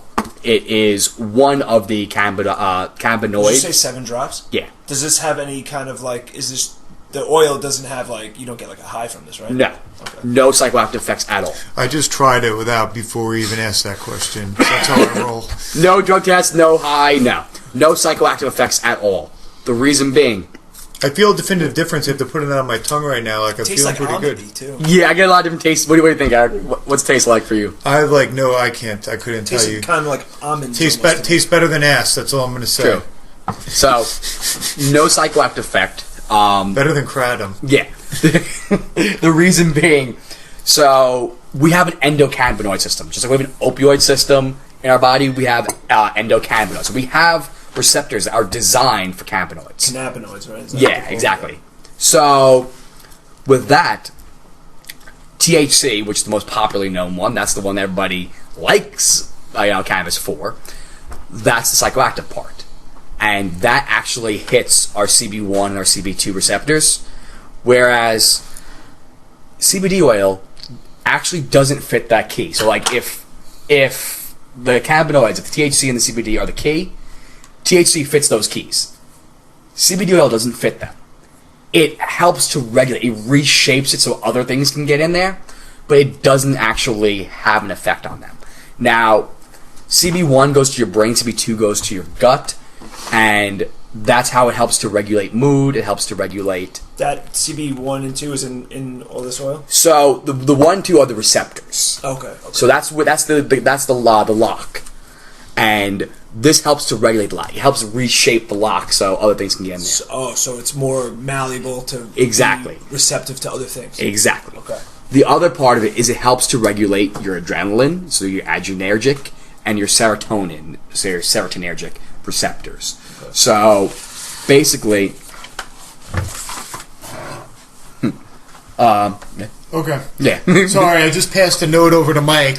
Mike sells the CBD oil. Yeah. I've seen it on your Instagram, but I just wanted to make sure it was cool for us to say, like, oh, are you cool? Yeah, seeing absolutely. that you sell this stuff? No, yeah, because as it stands right now, fortunately, legal in all 50 states. Oh, really? Yes. Interesting. I didn't know that. The reason being is that so anything below 0.3% THC is legally hemp.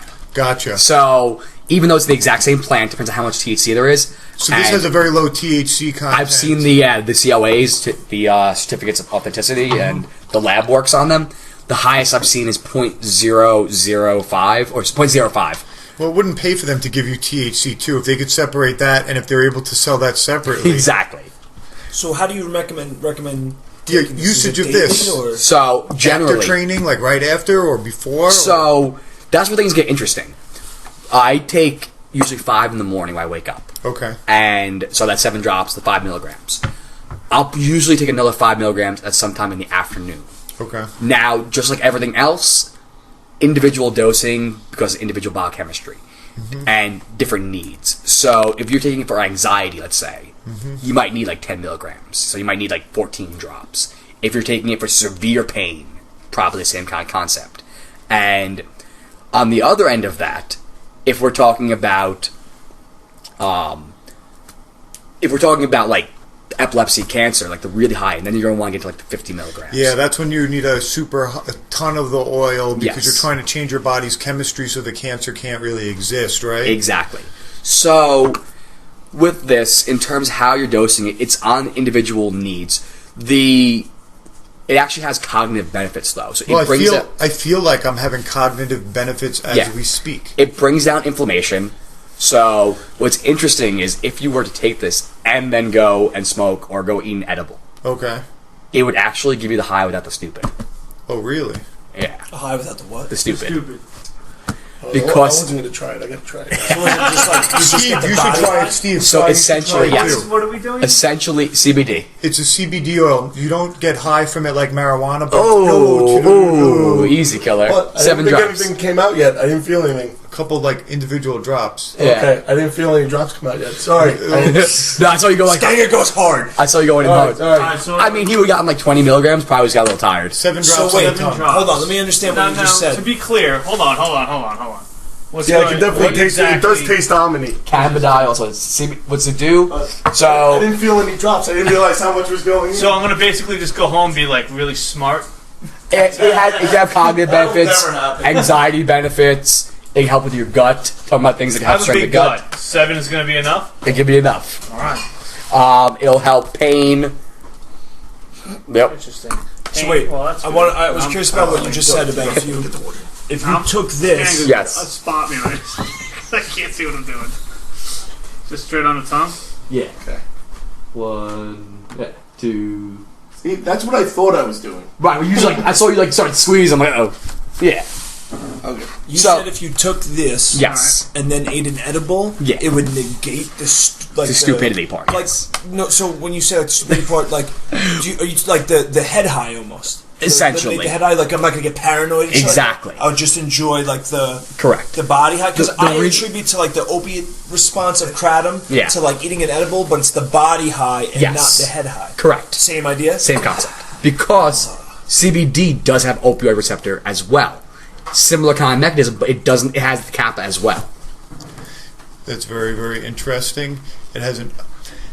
I felt that different strains of pot have had opiate-like effects on me in the past. Yes. And those are the strains that I tend to gravitate towards. And I have like a whole list of them, Yeah. which are like the ones that are like, these are for me. And then that other shit, I don't, whatever, man. You can have all that other stuff, Yep. but there's like a couple specifically that are very popular on the East Coast as well. But I know that they mimic the effects, like the almost like nodding out and the warm internal body feeling coming in, like pulsating, etc.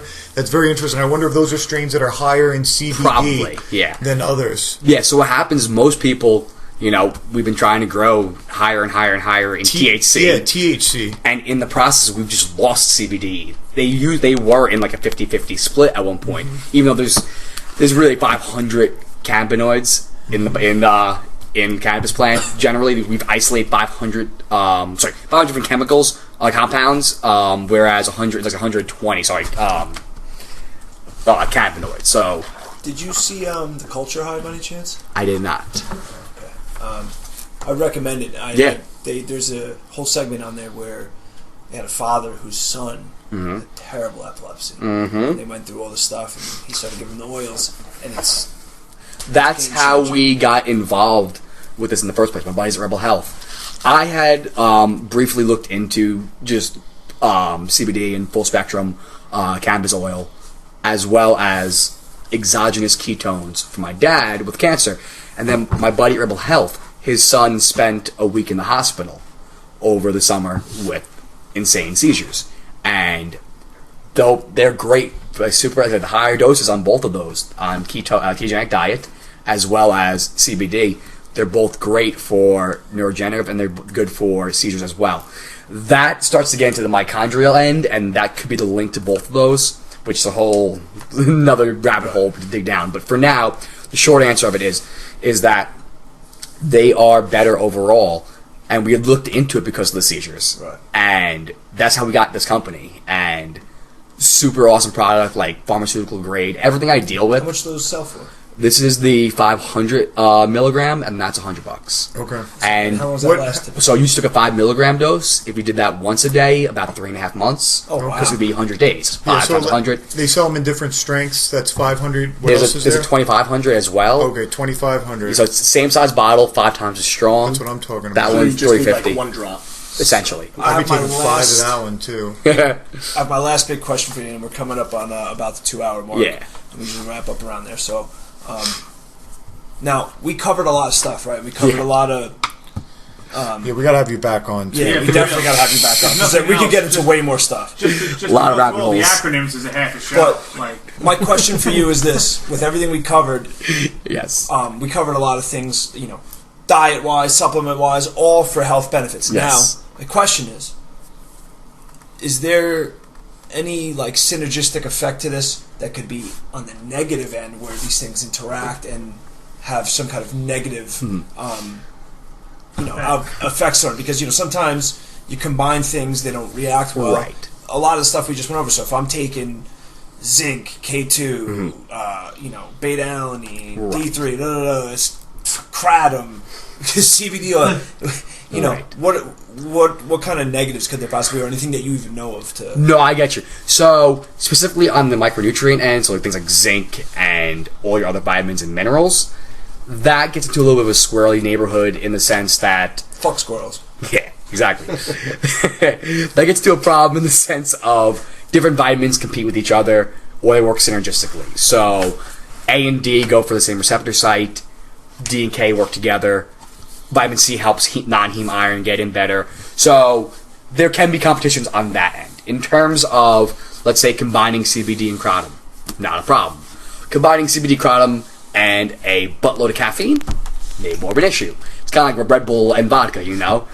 Is it a great idea? No, but Sometimes are you going to enjoy it for a little bit? It would probably happen. You mean like all at once? Yes. Okay. And like a high amount you're talking about Correct. as well. Not like 1 cup of coffee and Correct. like a couple of drops of that and a little bit of Yes. kratom. But if you're doing like a shovelful of kratom and Correct. the 2,500 milligram, Yeah. and then you're drinking one of those monster coffees Exactly.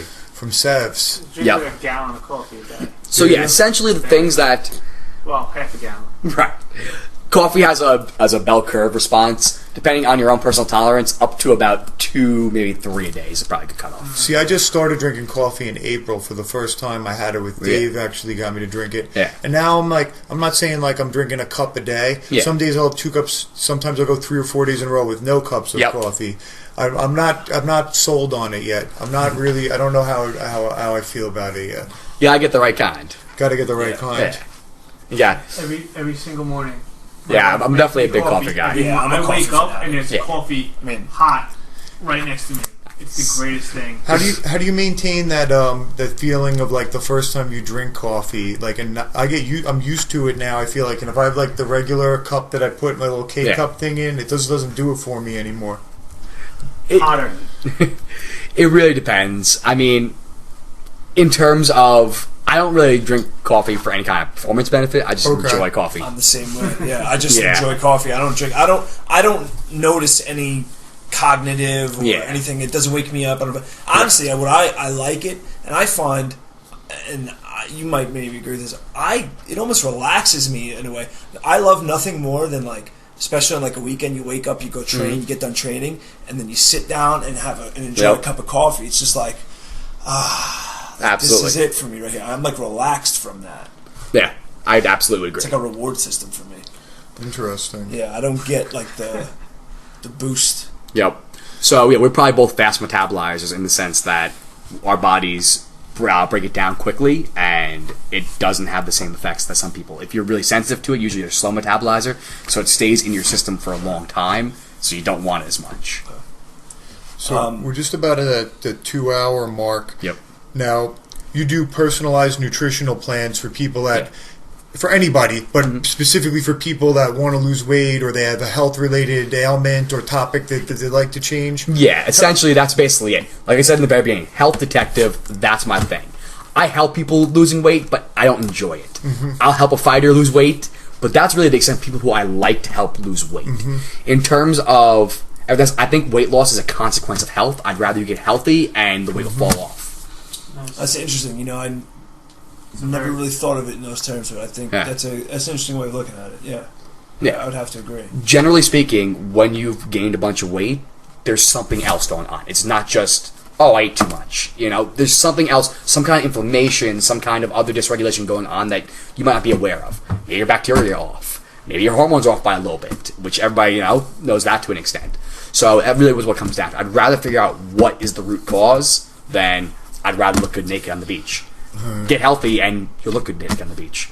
Before we give our final send-off, I'm just going to say I would like to have you on again in the next month or so. 100%. And I think that we're all going to come up with a little bit of like a framework as to how so we we'll can do the whole direct. podcast, and we can be a little bit more direct and concise and coherent. And we'll all put together. We have another guy that comes on that does big into keto diet. Cool. We'll probably have like a whole bunch of questions and stuff that we can gear towards the listeners and just I'm like really excited about this because there's like a whole bunch of different branches that we didn't get to go You out learned a on lot at all. tonight. You were writing down like crazy. I wrote down so much stuff tonight just because these are all little questions and things that I've always wanted to like ask you, but it's like you can never think of them at the time, and you can't get like an in-depth time discussion. frame. Right. Yeah, the time frame. Quick little self-promotion on that end. I'm 180 videos deep on my Ask Mike the Caveman segment on YouTube, so... Nice. If you got a definitely- question, ask Mike the Caveman. You want to give a shout out to what are your social media? What's the best way to reach you? Best way to reach me, or either on Instagram at Mike the Caveman. I have the Twitter. It's all links up, but I'm not really on there much. Reach out to me either on Facebook, Mike Kuhn, or Paleo Primal on Island is the name of my Facebook page. Okay. YouTube, MikeTheCaveman.com. MikeTheCaveman.com, as well as YouTube, the channel's Mike the Caveman. Gotcha. So pretty much You Caveman. scored an awesome name, and Yeah, you're huge. taking full advantage of it. Absolutely. I like that. So follow me on all those ones. If you have a question, daily question, I do one every single day. Sounds last good. half a year. So we can send in our questions, and Absolutely. you'll put a video up explaining, and then we can go check it out on your website and on your Instagram. That's awesome. Absolutely. So if anybody's interested in getting themselves healthy, or they have some type of negative health problem or topic that they think they might be able to correct with their diet and different supplementation, please give Mike a call. He's like one of the most knowledgeable guys as far as dieting and stuff goes at Long Island MMA, and obviously he has the educational background. He's going to be a doctor. It's pretty soon, probably in a year or so. I got about 2 years left on 2 that years one. left. So if anybody needs their own diet plan, or you have any questions, make sure you hit him up, because he's like the foremost expert in our area. And where else are you going to find somebody so brilliant that'll set you up? Maybe fix. I'm gonna talk to my uncle, Yeah. and maybe I'll see if I can get you guys together. Absolutely. And you might have some suggestions for him. That'll be awesome. You're a fan of Rogan, right? You listen to Yeah, the podcast? absolutely. All of us here are. I'm going to be honest with you. You are the Six Borough Podcast's Rhonda Patrick. Like, that's what I felt like. Or If Mark you've ever- Sisson. Yeah, like Mark says he's a good man. I would liken you to some of them. Like you gotta. There wasn't a question that we asked you that you had to Except for energizing. Well, Couldn't say that word. No, That's all right. I don't know how to say neuroendocrine when it's written in front of me. That's so. different, though. It's not that you didn't know. You're tripping over a word, forgetting a word, but Yeah. there was nothing that you couldn't explain and explain simply. And obviously Einstein's my man. There you go. So he's his thing is that if you can't explain something simply, you probably don't understand well enough. So I was pretty impressed by how well you were able to get down to the scientific terms and then explain it away for everybody to get it. Because Skang is a dummy. You made it accessible for him. A couple of those names you mentioned are part of that reason. Thanks to guys like Mark Sisson, Rob Wolf, Chris Kresser, Kiran Krishnan, the guy I mentioned before, like especially the microbiome end. A lot of stuff. Before I got a lot of education, I started with the Biochem XI. Before I went back for my master's in nutrition, I spent a bunch of time listening to like podcasts like that or reading their books, and a lot of them were just super well versed in doing that, and I just worked off of them. I think it's pretty impressive, though, man. I like that. I think your passion really helps to that too. Yeah, Absolutely. I think it's good, man. That we need more people like you that are affable, have the information, and can disseminate it well. Yeah. So it's super informative for me, man. No laughing on that one. Sorry. No disseminating. Disseminating your gonads? Is that what you're doing? But back to the series, I really appreciate that, seriously. Yeah, man. Thanks for coming on, man. I appreciate it. Absolutely. What do we got? We got anything else? Any other shout outs? Any other plugs or anything like that?